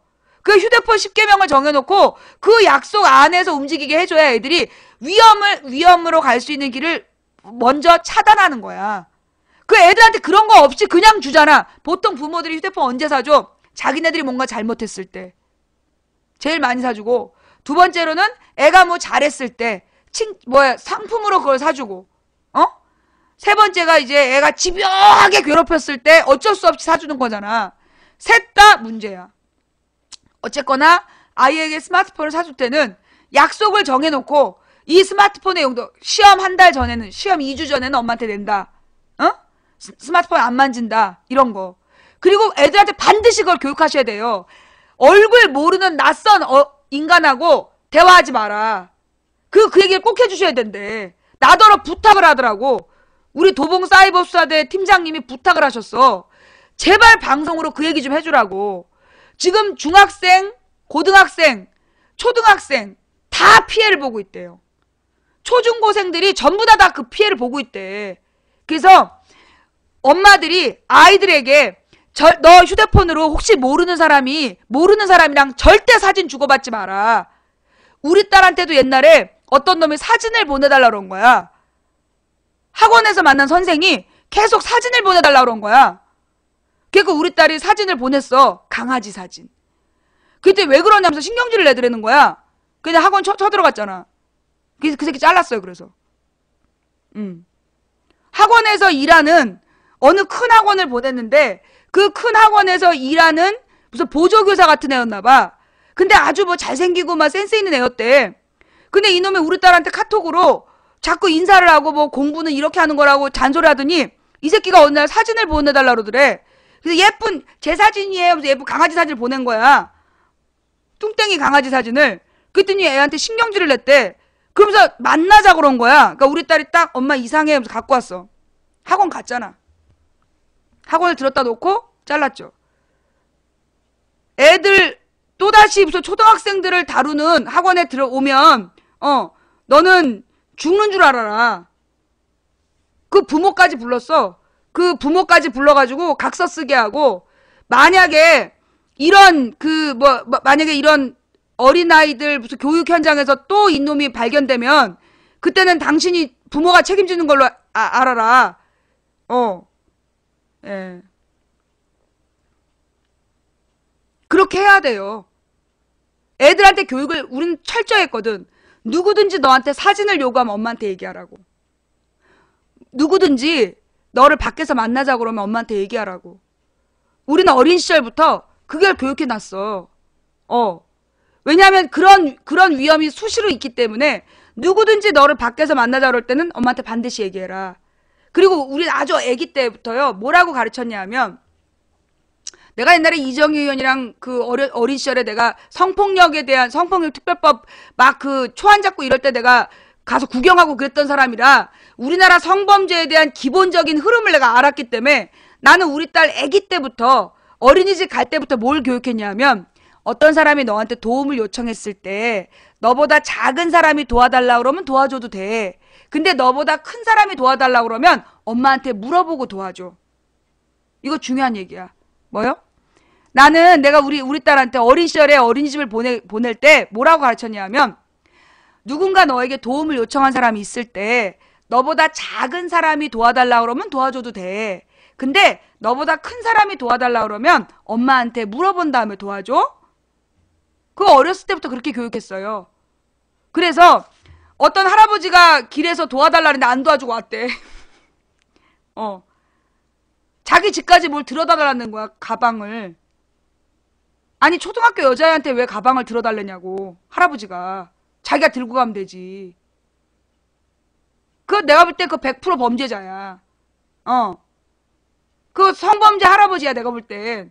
초등학교 아니, 짐을 들고 와서 자기가 들고 있을 수 있는 짐인데 왜 애한테 들어달라 그러냐고. 그래서 우리 딸이 엄마가 어떤 할아버지가 자기한테 가방을 들어달라, 자기 집까지 들어달라는데 안 들어줬다는 거야. 잘했다 그랬어, 내가. 잘했다. 정말로 그 할아버지가 못 들고 가면 주변에 있는 젊은 아저씨들이 도와줬을 거다. 너 잘했다. 그런 거 너한테 도와달라는 거 잘못하는 거다. 예. 그럼요. 실제로 나는 어떤 일이 있었냐면 교회를 갔는데 우리 딸이 먼저 이제 아동부 예배를 간다고 갔어. 근데 아동부 애들끼리 어울려가지고 무슨 편의점에 가서 애들이 라면을 먹는데 웬 할아버지가 와가지고 그 애들을 막 이쁘다 어쩌다 하면서 자기가 맛있는 거 사주겠다고 같이 가자고 작업을 하고 있었던 거야. 우리 딸이 앉아있는 테이블에. 근데 내가 그날 나는 교회를 일찍 가는 사람이 아닌데 그날 이상하게 일찍 준비가 다 끝났어. 근데 빨리 교회로 가고 싶은 거야. 근데 교회 가서 할 일이 없는데 갔어. 갔는데 문득 갑자기 오뎅 어묵이 먹고 싶은 거야. 그래서 어묵을 여기서 어디서 먹지 했더니 저 안에 마트가 있다는 마음에 사인이 와. 그래서 마트가 있나 하면서 처음으로 가는 아파트였는데 그 교회 앞에 있는 아파트 안에 마트가 있는지 몰랐어. 그러니까 그 편의점. 갔는데 편의점 있더라고. 그래서 편의점 발견하자마자 나는 막 그 어묵을 사러 달려가고 있는데 마음속에 그게 아니고 이러는 거야. 딱 돌아봤더니 웬 할아버지가 우리 딸과 애들이 앉아있는 데에서 그런 짓을 하는 애들이 공포에 쩔어 있는 거야. 애들 4명 여자애들이 앉아있고 보니까 공범 할아버지가 밖에 있고 한 할아버지가 와가지고 애들을 꼬시고 있었던 거야. 근데 보니까 아침 시간인데 술 냄새가 막 나고 있는 할아버지였어. 그래가지고 내가 그땐 정말 지금보다 좀 뚱뚱했지. 지금 한 4년 전 68kg 68에서 69 다가갔지. 다가가서 배로 쭉 할아버지를 밀어낸 다음에 얘들아 뭐야 그때 막 애들이 막 울라고 그러는 거야. 자 이거 챙겨고 가자. 데리고 나왔어. 그래놓고 내가 그 할아버지 얼굴을 많이 쳐다본 거야. 그 밖에 있는 그 공범 할아버지랑 내가 얼굴 외운 거야. 내가 이 새끼들 이제 신고할 거다. 응? 아니 맛있는 걸 사준다는 거밖에 범죄가 안 됐기 때문에 데리고 나왔어. 그래서 애들은 나쁜 기억이 없이 데리고 나왔는데 다음에 내가 교회 가서 물어봤어. 그런 사람이 있었다. 이런 사건이 있었다. 애들을 교회 아동부 예배를 가면 안전하게 지켜줄 수 있느냐라고 내가 그걸 따진 거야. 그 할아버지가 유명한 성범죄자였어. 아동 성추행으로. 근처에서 거기가 되게 가난한 동네거든. 근처에서 여러 번 성범죄라고 성추행을 해가지고 몇 번 잡혀 들어갔다 온 노인이라는 거야. 상습범이었던 거지. 근데 그냥 내가 한 칸에 잘라버린 거 아니야. 배로 쫙 밀고 들어가. 얘들아 들고 나온 거야. 예. 그래서 아이들이요 생각보다 성범죄에 노출이 많이 돼 있어요. 그래서 부모들이 항상 깨어 있어야 되고 항상 애들한테 준비시키셔야 알려줘야 돼. 미리. 절대 네가 모르는 사람하고 그 인터넷으로 사진 주고받지 마라. 그거 되게 중요해요. 지금 그 피해자가 전국에 수십만 명이래. 수십만 명. 모르는 사람한테 사진 보냈다. 얘네들이 주로 남자 사진을 잘생긴 남자 프로필 사진을 걸어놓는데 다 40, 50대인데 범인들이 전부 40, 50대인데 전부 다 막 젊은 그 무명 무슨 모델 지망생 이런 애들 사진 있잖아. 무명 모델 지망생 사진을 걸어놓고 그런 짓거리를 한대. 프로필 사진으로. 그럼 여자애들은 그걸 보고 믿는다는 거야. 19살짜리 오빠 17살짜리 오빠로 믿고 보여준다는 거야. 남자아이들한테 그러는 남자 어른도 있다. 미치겠네. 그래서요 아이들에게 제대로 가르쳐야 돼요. 대비를 철저히 하라고. 만약에 누가 모르는 사람이 가령 너하고 어떤 사람 학원에서 만나면 학원에서만 만나는 거야. 어떤 사람은 우리 딸이 옛날에 여러 가지를 다양하게 배웠다니까. 한 번씩은 다 시켜봤지. 한 번씩은 다 시켜봤는데 그럴 때 애들한테 그랬어. 너가 만나야 되는 사람 반드시 거기서 만나는 거야. 그 밖에서 만나는 건 문제 있는 거야. 학교 선생님도 밖에서 만나면 안 돼. 난 우리 딸한테 그렇게 가르쳤어요. 왜? 학교 선생이 학교 바깥에 애를 만나서 성범죄를 저질러. 학교 선생이 학교 바깥에서 성범죄를 저지르기 때문에 학교 선생님도 학교 바깥에서 단둘이 만나지 마라. 그렇게 가르쳐야 돼요. 예. 학교 선생일지라도 학교 바깥에서 단둘이 절대로 만나지 마라. 학교 선생님 만날 때 혹시 선생님이 단둘이 만나자 그러면 엄마한테 얘기를 하랬어. 엄마랑 같이 가는 거다. 안 그러면요, 애들이요, 보통 선생은 믿어요. 선생은 믿고, 그리고 보통 아이들이 선생님 말씀 잘 들어라 그러잖아. 선생님 말을 믿는 거야. 그러다 사고가 터지는 거예요. 예. 그래서 절대로 애들한테 어른들이 도와달라고 하면 도와드려라? 그렇게 가르치면 안 돼. 어른들이 도와달라고 그러면 무조건 도와드려라? 그러면 안 되고, 어떤 어른하고도 단둘이 있지 마라. 어떤 남자 어른하고도 단둘이 있지 마라. 아기 때부터 그렇게 가르쳐야 되고, 너보다 큰 사람이 도와달라고 그러면 안 된다고 그래라. 엄마한테 물어보고 도와주겠다 그래라. 그러면 됐다고 그럴 거다. 왜? 틀림없이 나쁜 애도 이거거든. 아이들을 안전하게 키워야 돼요. 많은 부모들이 더 웃긴 게 뭔지 알아? 가장 내가 이렇게 해도 성범죄 피해를 당할 수가 있어요. 대부분의 대한민국의 부모들은 여자아이가 성범죄 피해를 당하면, 그러니까 왜 밤길에 돌아다녀? 그러니까 왜 옷을 그렇게 입었어? 그러니까 왜 모르는 사람을 만났어? 라고 아이를 비난한다는 거야. 그러면 안 된다고. 내 아이는 무조건 피해자야. 일단 피해가 발생하면 100% 아이를 보호하는 거야. 애 입장에 서서 너의 잘못이 아니다. 그 새끼가 죽일 놈인 거다. 네 잘못 아니야. 넌 잘했어. 너는 잘한 거야. 너는 아무것도 잘못하지 않았어. 네 잘못 아니야. 라고 얘기해주고 상대방을 처절하게 밟아줘야 돼요. 그래야 아이가 심리적으로 치유를 받아. 안 그러면 그 순간에 기억에 갇혀버려요. 자기는 싫었는데 부모가 애한테 책임을 묻고 상대방을 놔주잖아. 상대방한테 아무런 조치도 취해주지 않으면 아이의 영혼이 그 순간 죽어버리는 거야. 그 무슨 일이 있든 그렇게 막았는데도 성범죄가 발생했잖아? 그러면 목숨을 걸고라도 그 새끼 죽여버려야 되는 거야.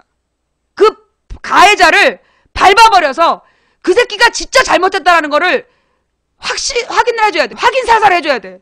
그래야 아이가 내 잘못이 아니구나. 그게 되는 거예요.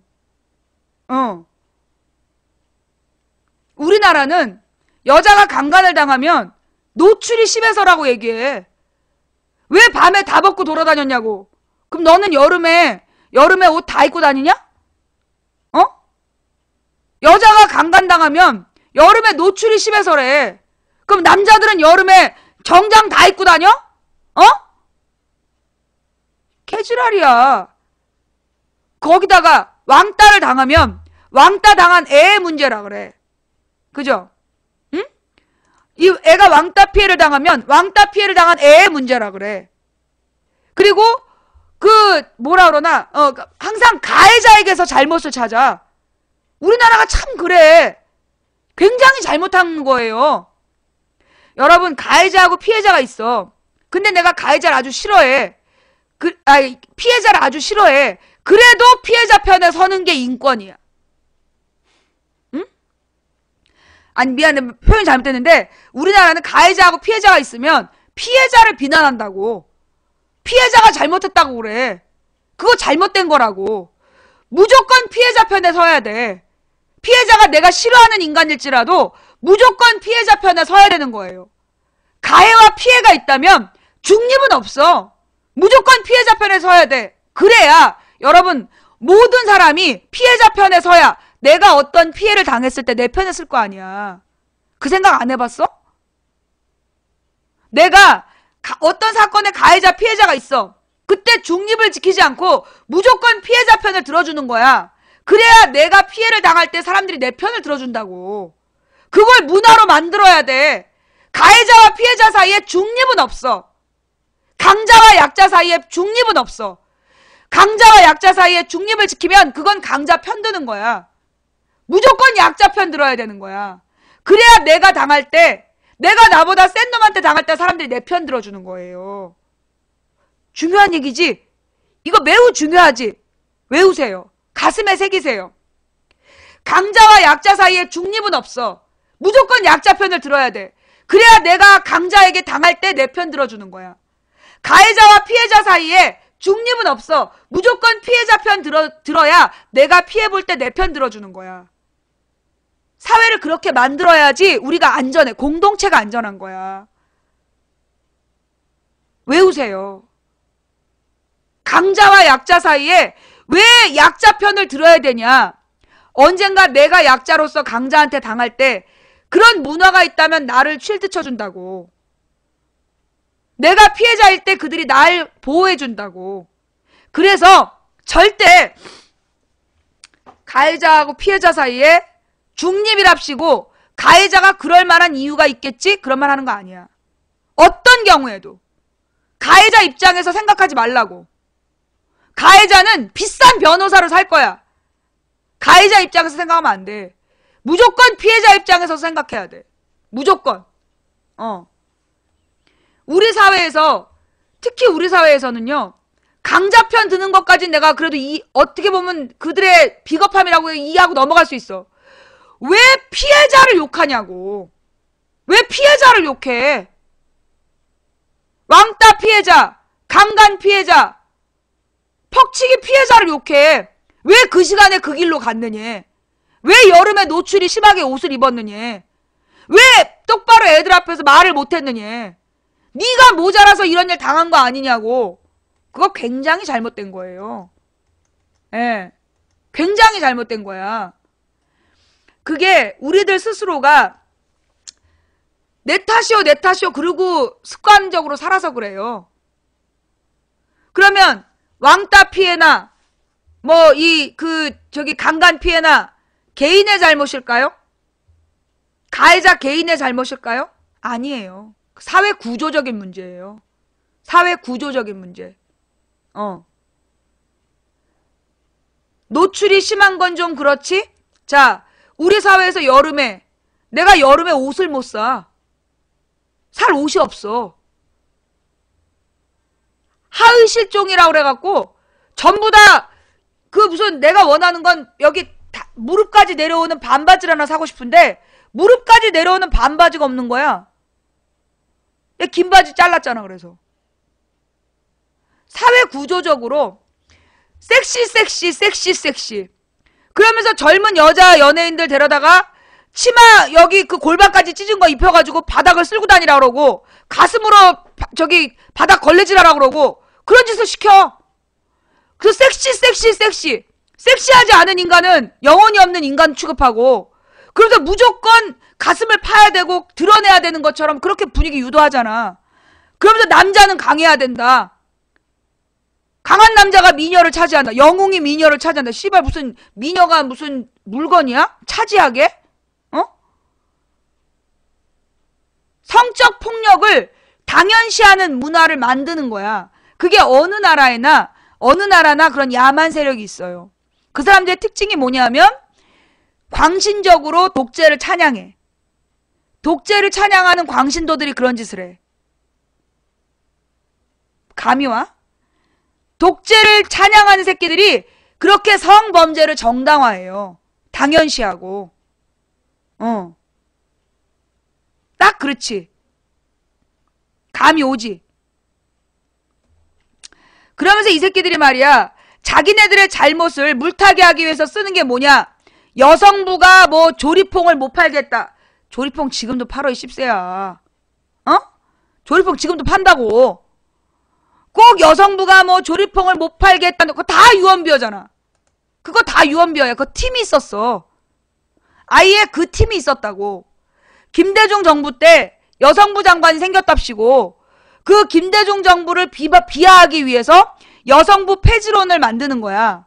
그러면서 그 여성부 폐지론을 주장하면서 군 가산점 얘기하고 그리고 여자도 군대 가라는 그 논리 구조를 갖고 있는 팀이 있는 거야. 얘네는 팀으로 움직여. 그래서 가령 무슨 뭐 남녀 문제가 생긴다든가 스캔들이 터지거나 이러면 꼭 얘네가 들어와.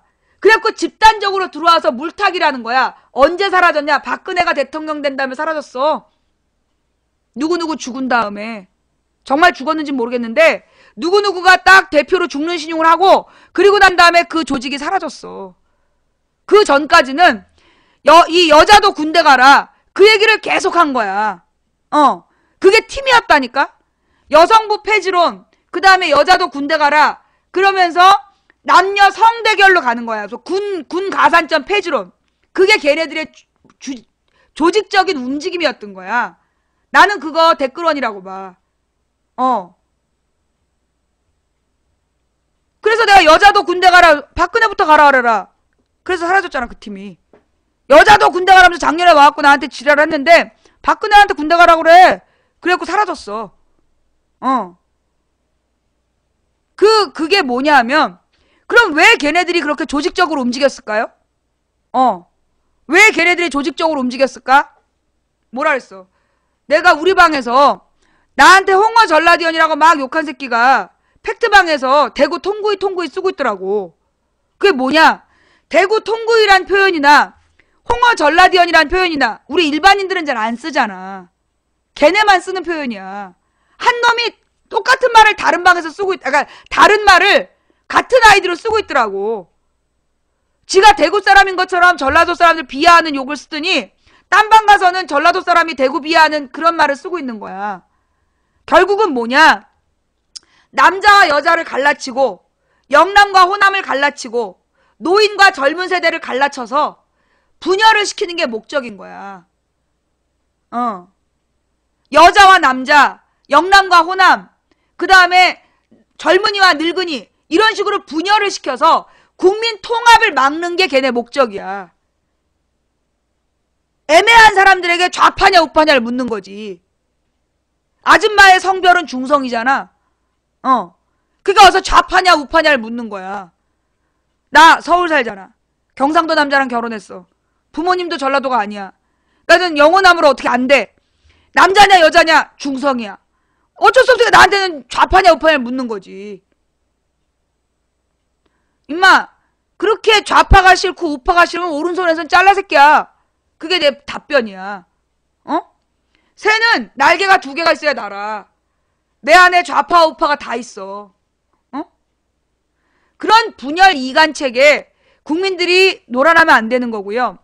어떤 분명한 권력의 잘못을 약자의 책임으로 몰아가는 문화에 동조해서도 안 돼요. 옛날에 95년도에 김영삼이 굉장히 중요한 얘기를 해. 서양에는 파업이라는 게 없다. 그러면서 그 당시에 현대인가 파업을 했는데 현대자동차인가 파업을 했을 거야. 선진국에서는 파업이라는 게 없다고. 이게 다 후진국 습성이라고 막 욕을 했어요. 근데 그때 프랑스가 한 달째 파업 중이었어. 그때 이 인터뷰 기사가 나와. 프랑스에서 파업하는 사람들한테 이렇게 고속도로가 꽉 막혀 있는데 힘들지 않냐? 파업 때문에 이렇게 불편을 겪는데 그때 프랑스인이 중요한 얘기를 하죠. 지금 조금 불편하지만 언젠간 내가 파업할 때 사람들은 또 이렇게 참아줄 거라고. 그게 똘레랑스 정신이야. 내가 지금 불편하지만 내가 나중에 파업해야 될 때 사람들이 또 그렇게 참아주지 않겠느냐. 김영삼이 그때 프랑스가 그럼 선진국 아니냐 이런 질문 받았잖아. 그래서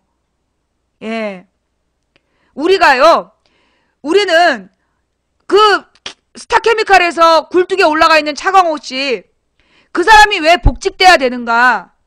그 사람 하나가 해직되는 거 당연하게 여기면 내가 해직당하는 거야. 여러분이 해직당하는 거야.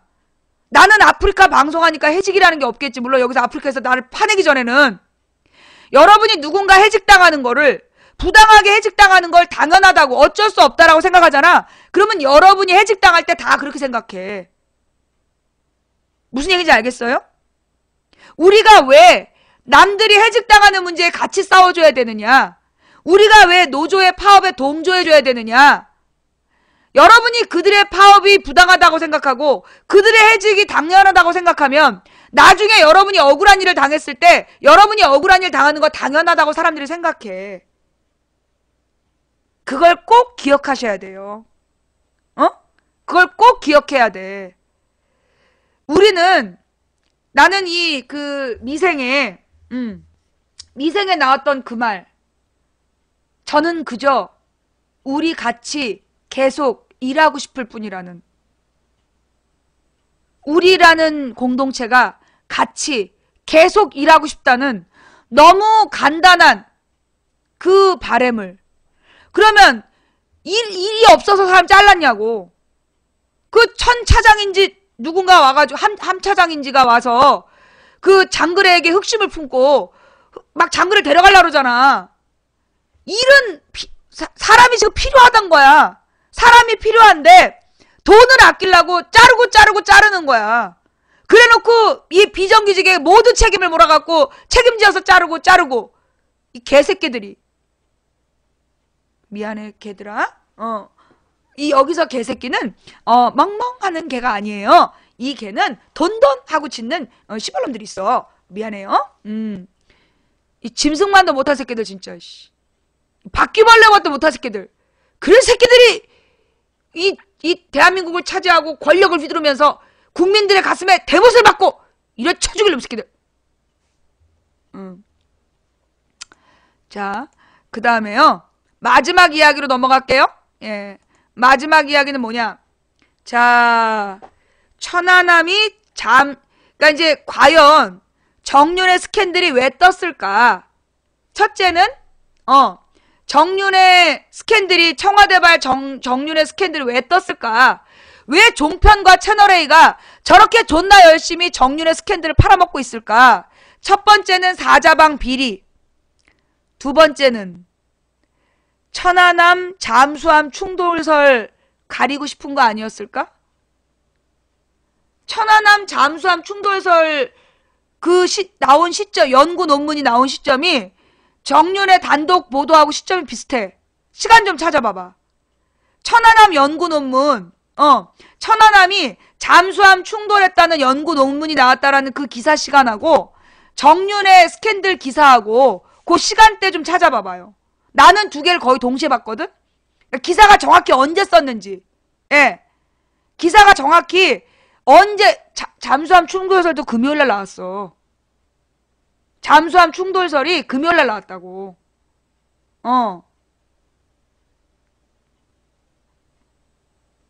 나는 금요일날 봤어요. 예.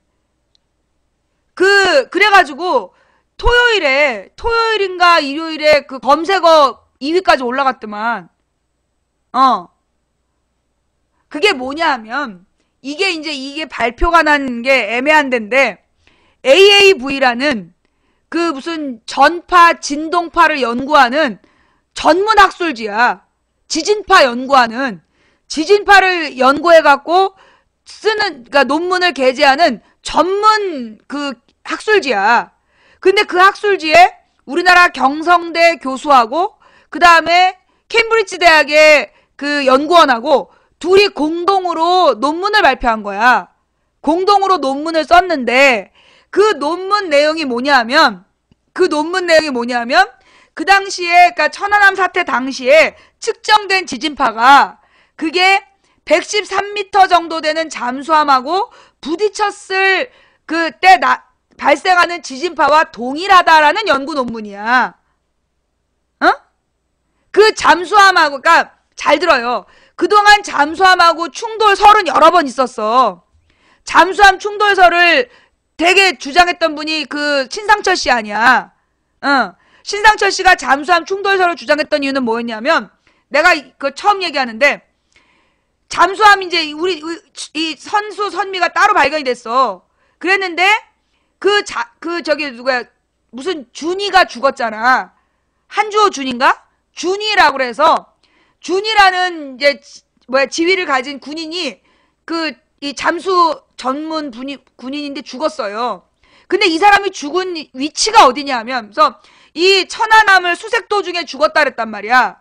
근데 천안함은 이 위치에서 이제 여기가 하여튼 두 개의 지점이 여기야. 그러면 천안함은 이 안에서 수색을 해야 된다고. 그런데 그 한주호 준인가가 발견된 시신의 위치가 이 삼각형을 그었을 때 삼각형 꼭지점이었어. 천안함을 밑변으로 하면 그 삼각형의 꼭지점 부분에서 그 준이가 죽은 거야. 그래서 거기서 의혹이 생긴 거야. 왜 그 사람이 거기서 죽었냐? 거기서 뭐 했냐? 그리고 그때 뭐를 이렇게 실어 나르는 사진이 찍혔다. 그런 주장이 막 나왔었단 말이야, 그 당시에. 그러면서 이 신상철 대표는 잠수함 충돌설을, 그러니까 1차 좌초 사고를 당한 그 배가, 그러니까 천안함이 일단 1차 좌초를 했다가 강제로 배를 빼서 그 사고 지점으로 와서 거기서 잠수함하고 충돌했다라는 설을 펼쳤던 걸로 난 알아. 그런데 이 잠수함 충돌설이 그게 이 신상철 대표가 그렇게 얘기하고 우리나라에서 덮여버렸어. 그리고 신상태 대표가 막 고소고발을 당해서 허위사실로 넘어갔는데 미국에서 무슨 그 토크쇼에서 미국의 토크쇼에서 어떤 미국인 남자가 나와가지고 나이 많고 안경 쓰고 좀 약간 시니컬하게 생긴 사람이 막 침 튀기면서 얘기하면서 잠수함하고 충돌했다는 식으로 얘기를 해요. 잠수함하고 충돌했다라는 이야기를 미국 토크쇼에서 나왔었어, 그게. 그리고 내가 그 만났던 미국인 기자도 그 당시에 그 잠수함 충돌설 얘기를 했었단 말이야. 그래서 이 천안함과 잠수함 충돌설이라는 게 우리나라에서는 유언비어라서 입 밖에 내면 안 되는 얘기였는데 그때 미국에서는 그 케이블 방송에서 나왔었다고. 그런 얘기가. 그랬는데 그 이번에 발표된 건 논문이야. 이제까지는 설이었단 말이야. 근데 이번에는 경성대 교수 그 한 사람하고 그 다음에 영국의 케임브리지 대학의 연구원하고 둘이 지진파 연구를 한 거야. 지진파 연구를 해가지고 그 당시에 왜 이게 지진파가 나왔냐면 그때 천안함 사건이 발생했을 때 지진파를 연구를 했던 사람들이 있었어. 지진파를 계속 측정을 하고 있었던 거야. 그러면서 이 지진파상 만약에 어뢰가 폭발을 했다면 그게 지진파에 잡힌다는 거지. 폭력으로, 그러니까 폭발이면 굉장히 큰 지진파가 잡혀야 되는데 그때부터 이 지진파를 측정한 사람들이 폭발은 없었다라고 주장한 거야. 내가 그때 하루에 수백 개의 기사를 천안함에 관해서 읽으면서 방송하다가 병난 거잖아. 그때 몸이 망가졌어. 2010년에 내가 몸이 망가질 때가 그 시점이야. 그 당시에 나왔던 기사에 그 내용이 나온 거예요. 당시 지진파를 측정했던 학자들이 폭발은 없었다고 그랬어. 여러분 몰랐죠? 그게 처음 들었지? 그 얘기 잘 몰랐던 분들 있죠? 지진파 측정했던 학자들이 폭발은 없었다라고 얘기한 거 몰랐던 분들 계시죠? 이번에 세월호로 처음 오신 분들은 처음 들으시는 분들이 있을 거야. 그 당시에 되게 그게 심각했어. 그래서 폭발은 없었다. 그런 얘기가 있었단 말이야. 그런데 모든 걸 다 무조건 네 조국이 어디야 이러면서 천안함은 북한이 터뜨린 거라고 그랬잖아. 그래서 우리가 어쩔 수 없이 다 참았던 얘기였잖아. 근데 지금 그 지진파 한국인 교수만 있었으면 이게 또 신뢰도가 없는데 이 지진파 연구 논문이 발표되는 논문을 다 실어주지 않는데 이 학술지가 이게 제출된 논문 중에 30%만 그 학술지에서 실어주는데 그러니까 최고 30% 안에 들었다는 거야 이 논문이. 영국의 케임브리지 대학의 연구원과 한국인 교수가 공동으로 연구해서 천안함의 사고 당시에 그 기사 한겨레 기사인가? 어디 기사였지? 지진파 연구 그 기사 좀 봅시다. 예. 그 천안함 지진파 113m 잠수함 충돌 때 고유 진동수와 일치한다. 요거 이게 미디어 투데이 기사 나는 딴 거 봤는데 내용 비슷하겠죠? 예.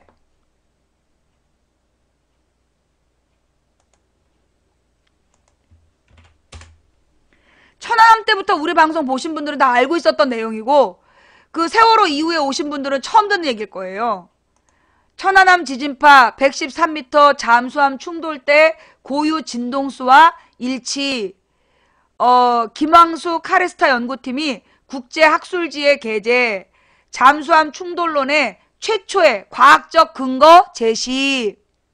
천안함의 지진파가 폭발 아닌 113m 대형 잠수함과 충돌했을 때 나타나는 고유 진동수와 일치한다는 연구 결과가 나와 주목된다. 김황수 경성대 물리학과 명예교수와 영국 캠브리지대 연구원 머로 카레스타 박사는 이 사람 박사구만. 카레스타 박사는 지난 20일 국제학술지 음향학과 진동학의 진전이라는 잡지야. AAV라는 잡지에 게재된 학술 논문 천안함 침몰의 진짜 원인은 무엇인가? 제목이 이거였대. 학술 논문의 제목이 천안함 침몰의 진짜 원인은 무엇인가? 라는 논문에서 이 같은 연구 결과를 발표했다. 그동안 지진파가 폭발에 움직일 수 없는 데이터로 주장돼 왔으나 실제 연구 결과는 폭발이 아닌 충돌에서 나타나는 주파수였다는 것은 천안함 학계에도 충격적인 분석으로 받아들여지고 있다. 이로써 천안함의 원인이 폭발론뿐 아니라 충돌론도 과학적 근거를 토대로 논쟁을 벌일 수 있는 기반이 마련됐다는 평가가 나온다. 이들은 지진파에서 나오는 특유의 주파수, 조화 주파수에 주목해 이 주파수의 특징과 패턴을 분석한 결과 버블제트 폭발에서 나타나는 주파수와 무관하며, 그 당시 이제 이 지뢰가 버블제트 폭발을 일으켰다라고 주장했잖아. 근데 그 주파수와 무관하며 오히려 거대한 강철로 이루어진 잠수함과 충돌 시 나타나는 주파수와 일치한다는 결론을 냈다고 밝혔다. 이들은 이 논문에 대해 천안함의 침몰과 사고 순간 기록된 지진파 신호 대역에 대한 것으로, 그 지진파 스펙트럼은 8.5Hz 대역에서 강한 피크의 진폭과 조화 주파수를 보여준다고 설명했다. 특히 이 주파수들은 수중 폭발로 나타난 물기둥의 진동들로 설명돼 왔으나 과학계에서조차 그것의 정당성에 대한 의문이 제기되었다고 이들은 지적했다. What really caused the rocks 천안 worship sinking 이라고 됐네요. 네. 이들은 이 연구가 천안함 사고 순간 발생한 지진파가 113m 길이의 잠수함에서 나오는 진동의 고유 주파수와 일치한다는 것을 보여준다며, 이 같은 발견은 천안함이 어뢰나 수중 기뢰에 의한 폭발보다는 오히려 대형 잠수함과 충돌 때문에 침몰했을 가능성을 제기한다고 밝혔다. 이들이 핵심적으로 제시하는 지진파의 특성은 천안함 사고 당시 기록된 지진파의 스펙트럼 대역에서 8.5Hz와 그 정수배에서 나타나는 최고값들이 113m 길이의 잠수함에서 나오는 고유 진동수와 상당히 일치한다는 것이다. 이들은 이 결과는 천안함이 잠수함과 충돌했을 가능성을 제시한다며, 대형 잠수함 선체의 두께가 고강철로 만들어진 6cm 이상일 것으로 추정되는 반면 천안함의 두께는 1.2cm의 철과 알루미늄으로 알려져 있기 때문에 잠수함이 입었을 손상은 거의 무시할 수준이라고 추정된다. 천안함 사고 당시 이 연구는 천안함 사고 당시 기록된 지진파의 최대 스펙트럼 대역에서 특유의 주파수가 113m 길이의 대형 잠수함의 고유 진동수와 일치하며, 진동의 선대칭 모두가 천안함을 침몰시킨 원인인 잠수함과 정면으로 충돌했다는 것을 제시한다는 걸 보여준다며, 이 연구가 46명의 죽음을 낳은 천안함의 침몰이 미스터리한 원인을 밝히는데 새로운 조사의 출발점이 되기를 바란다고 전했다. 이와 관련해 이 논문 저자인 김황수 경성대 명예교수는 미디어오늘과 이메일 인터뷰에서 이 논문을 쓰게 된 동기는 순수한 학문적 호기심이 작동한 것이고, 따라서 학문적 가치가 있기에 이 분야 저널에 실린 것으로 생각해달라고 밝혔다. 김 교수는 이 논문의 연구 범위에 대한 113m 잠수함의 고유 진동수 중 가장 낮은 주파수 대역인 0.1에서 40Hz에 국한된 것으로, 이 주파수 대역에서는 잠수함을 단순히 튜브로 보고 그 축 진동의 기본 진동수에 해당된다며, 이것이 지진파 주파수 스펙트럼과 잘 맞다고 밝혔다. 오차 범위 내에 대한 김 교수는 10% 정도라고 제시했다. 특히 뭔 말인지 못 알아듣겠죠? 천안함 사고 당시 나타난 지진파의 파형이 수중 폭발의 파형이 아니라는 근거에 대해 김 교수는, 그러니까 수중 폭발이 아니었다는 거야.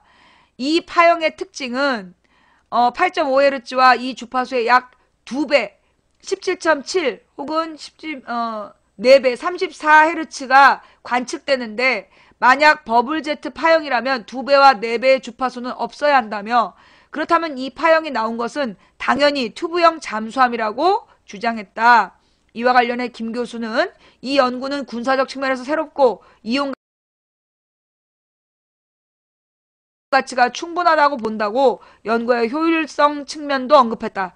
서재정 존스 홉킨스대 교수는 미디어오늘과 이메일 인터뷰에서 이 논문의 결론은 나로서도 놀랍다며, 피타고라스가 발견했던 것을 수학적으로 좀 정교하게 다듬은 것인데 지진파에서 이러한 하모닉스를 찾아낼 수 있다는 것은 미처 생각하지 못했던 부분이라고 평가했다.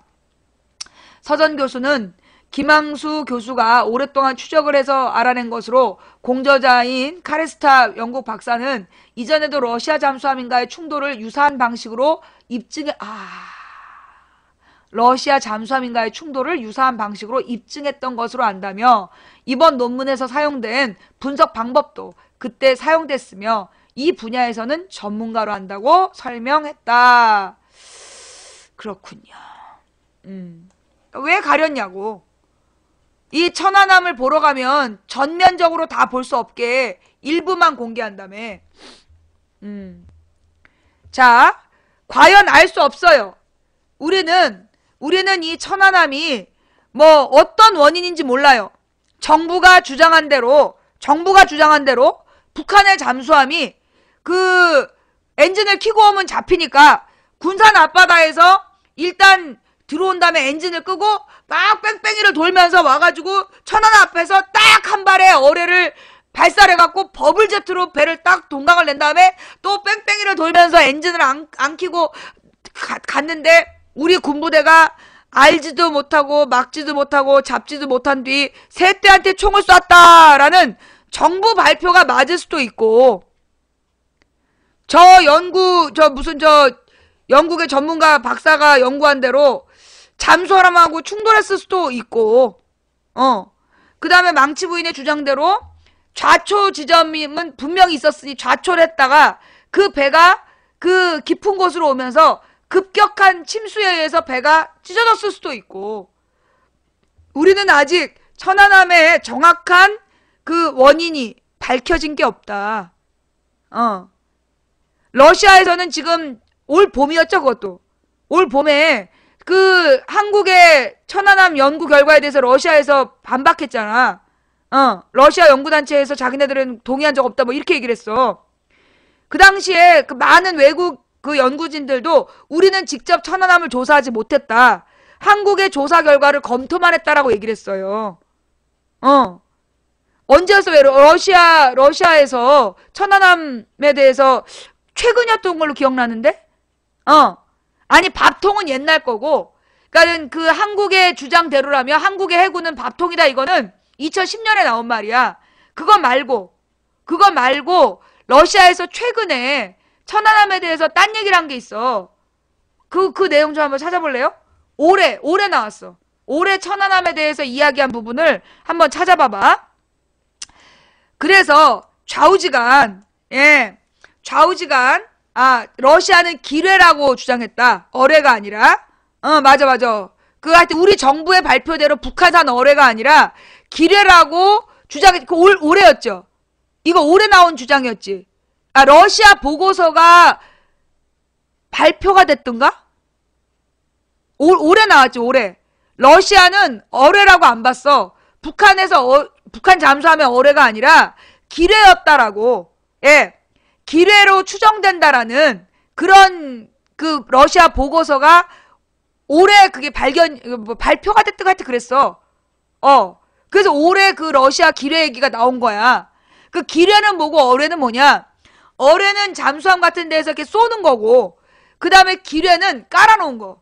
그냥 이렇게 거기 설치해 놓은 건데, 그걸 건드렸을 때 터지는 게 기뢰. 지뢰처럼. 바닷속 지뢰가 기뢰래요. 근데 러시아는 기뢰라고 봤고, 그러니 북한에서 어뢰를 쏜 게 아니다라는 주장을 한 거나 마찬가지였지. 그게 올해 천안함에 대해서 러시아에서 얘기했던 거야. 그러니까 러시아가 그때 얘기했는데 올해 밝혀졌는지 모르겠지만 하여튼 올해 천안함 얘기 세월호 얘기 막 할 때 그 사이에 나왔던 기사예요. 한번 찾아봐 주세요. 그거 언제 나왔던 기사인지. 그리고 하여튼 지금 영국의 캠브리지 대학 박사와 한국의 명예 교수가 둘이 연구해서 이거는 잠수함하고 충돌했을 지진파 수다라고 얘기를 했어요. 그런데 여기에 대해서 우리가 질문을 하면 어떻게 될까요? 예. 뉴스타파에 나왔었구나. 언젠지 날짜 좀 찾아봐봐. 그거 좀 다시 한번 뉴스타파 언젠지 좀 알려줘봐봐. 우리가 이런 말을 믿고 한국 정부의 발표를 못 믿는다 그러면 어떻게 돼? 너의 조국이 어디야? 이런단 말이야. 난 믿어. 정부의 발표를 믿어. 북한산 잠수함이 막 트랜스포머야.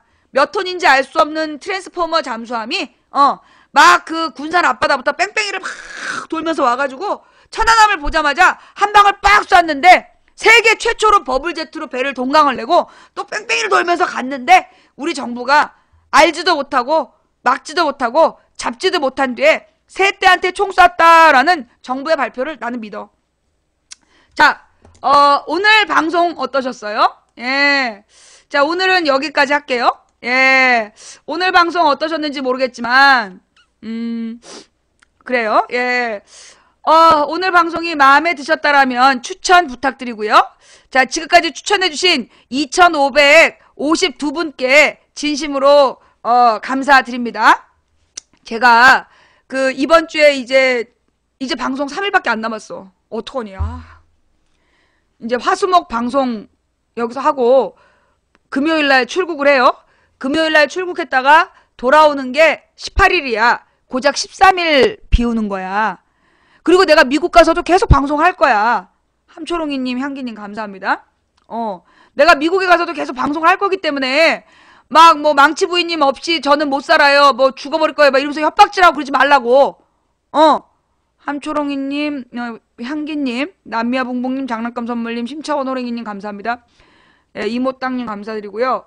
막 가지 말라고. 막 가지 말라고 그러면서 막 텔레그램으로 막 망치부인님 없는 뭐 저기 보름을 어떻게 살아요. 막 난리도 아니야. 거짓말 하지 말아요. 내가 거기서 계속 방송할 거라니까. 미국 가서도 방송은 할 거야. 일단 6번의 강연과 2번의 길거리 수다방은 길거리 수다방은 모르겠다. 새벽 시간이라. 근데 아프리카에서 해준다 그랬고 나머지는 내가 모바일 방송으로 수시로 방송을 할 거예요. 예. 푸린나님, 남미아봉봉님, 검은송매당님, 그 다음에 국민 무기맘님, 두둥실 풍선님, 대한독립님, 스티브림님 감사합니다. 시인과 소녀님, 특별요요님, 나도 알자님도 감사드리고요. 예. 동초님 감사하고요. 안니전님, 꿈꾸는 똥자루님, 구름고개님도 감사합니다. 내일 2시에 하지. 목요일까지는 낮 2시에 내가 이제 여기서 생방송을 하고 금요일 날은 2시에 버스 안에서 공항 가는 버스 안에서 생방송을 할 거야. 그 다음에 이제 미국에 도착해서 내리면 이제 6일날 우리나라 시간으로는 6일날 내리는 건데 6일날부터 또 방송할 거야. 그리고 돌아올 때까지 계속 방송하다가 돌아와서 또 할 거야. 꿈꾸는 똥자루님, 님을 위한 행진님, 하동님, 예, 0252님, 하동님, 히링님, 페더21님, 감사합니다. 구름고기님도 감사하고요. 예, 친절한 택시님도 감사합니다. 빨리 국제소송이나 걸렸음. 누구더러 국제소송이 걸리길 바라는 거야. 오늘 방송이 재밌었기 바랍니다. 재미없었다면 대단히 죄송하고요. 내가 볼 때 오늘 되게 중요한 얘기 했어요. 근데 이 중요한 얘기를 과연 얼마나 알아들었을까. 옛날에는 나는 이 3,000명이 방송 들으면 3,000명이 다 알아들을 줄 알았어. 근데 이제 그런 기대 안 해. 300명만 알아들었어도 나는 오늘 성공한 거다. 그런 마음이에요. 예. 몇 명이 알아들었든 오늘 생전 처음으로 들은 이야기들이 있다면 지금 제 방송 같이 보시고요. 예. 제 방송을 쭉 보시고 제가 혹시 잘못된 얘기를 한 게 있으면 반론을 올려주세요. 제가 바로 잡을게요. 내일. 친절한 택시님 감사합니다. 네. 올해는 2,000명 방을 미끼로 내세웠는데 바삭한 탕수육님 감사합니다. 저는 아프리카 대상 타고 싶어요. 2,000명 방 얻고 싶어요. 내 다른 선물은 다 남들 나눠줄 수 있어. 나는 2,000명 방만 필요해. 왜냐하면 맨날 1,000명 방을 바꿀 스티커가 없어가지고 오늘도 마지막이구나 그러고 하고 있으면 간신히 몇 분들이 스티커 주셔갖고 또 한 주 정말 내가 그렇게 얘기해서 사람들이 스티커 쏠 때마다 너무 미안하고 근데 이게 아프리카에 망치분보다 재밌는 방송이 너무 많고 팬덤층이 뛰어난 방송이 너무 많아서 대상이 쉽겠나. 매우 쉽지 않은 일이라고 생각해요. 그래도 뭐 꿈은 꿀 수 있는 거 아니야. 꿈도 허락받아야 되나요? 예, 자유대한 만세님, 민트바디 향기님, 장난감 선물님, 멘토님, 공기님, 지우개님, 구름고개님 감사합니다. 예, 한 사람이 꾸는 꿈은 꿈일 뿐이지만 100인이 꾸고 만인이 꾸면 현실이 된대. 구름고객님, 루이보스님, 막걸리나님, 모두 멋져님 감사합니다. 망치분 방송이 내년에는 정말 아무 걱정 없이 2,000명방 할 수 있었으면 정말 좋겠다라는 꿈을 꿔봅니다. 물론 안 될 수도 있죠. 하지만 아직 우리에겐 시간이 있고 최대한 노력은 해보자 이거지. 노력을 해서 최선을 다해보고 안 되면 그때는 아쉬움 없이 깨끗이 포기하자. 뭐 그런 거죠. 예. 아이디님 감사하고요. 한야님 감사하고요. 끝없는 전진님 감사합니다. 모두멋져님 감사하고요. 자, 지금까지 시청해주신 모든 분들께 감사드립니다. 처음부터 끝까지 시청해준 여러분께 더욱더 감사드리고요. 그리고 추천을 해주신 3038분께 감사드립니다. 그리고 오늘 후원해주신 모든 분들께 감사드립니다. 예, 또 후원해주지 못했지만 마음으로 사랑으로 후원해주신 분들께 더욱더 감사드리고요. 여러분이 그 물질로 후원하지 못했다면 기도해주세요. 여러분의 기도빨이 저의 감기를 낫게 한 것 같아요. 풀벌레씨님, 정희봉시대님 감사하고요. 또 각방에서 고생하신 매니저님들 수고하셨습니다. 대단히 감사합니다. 다음 방송은 내일 낮 2시 자 화, 수, 목 매일 낮 2시 망치부인 방송합니다. 금요일 날 2시만 버스 한 방송. 예. 감사합니다. 감사합니다. 지금까지 망치부인이었습니다.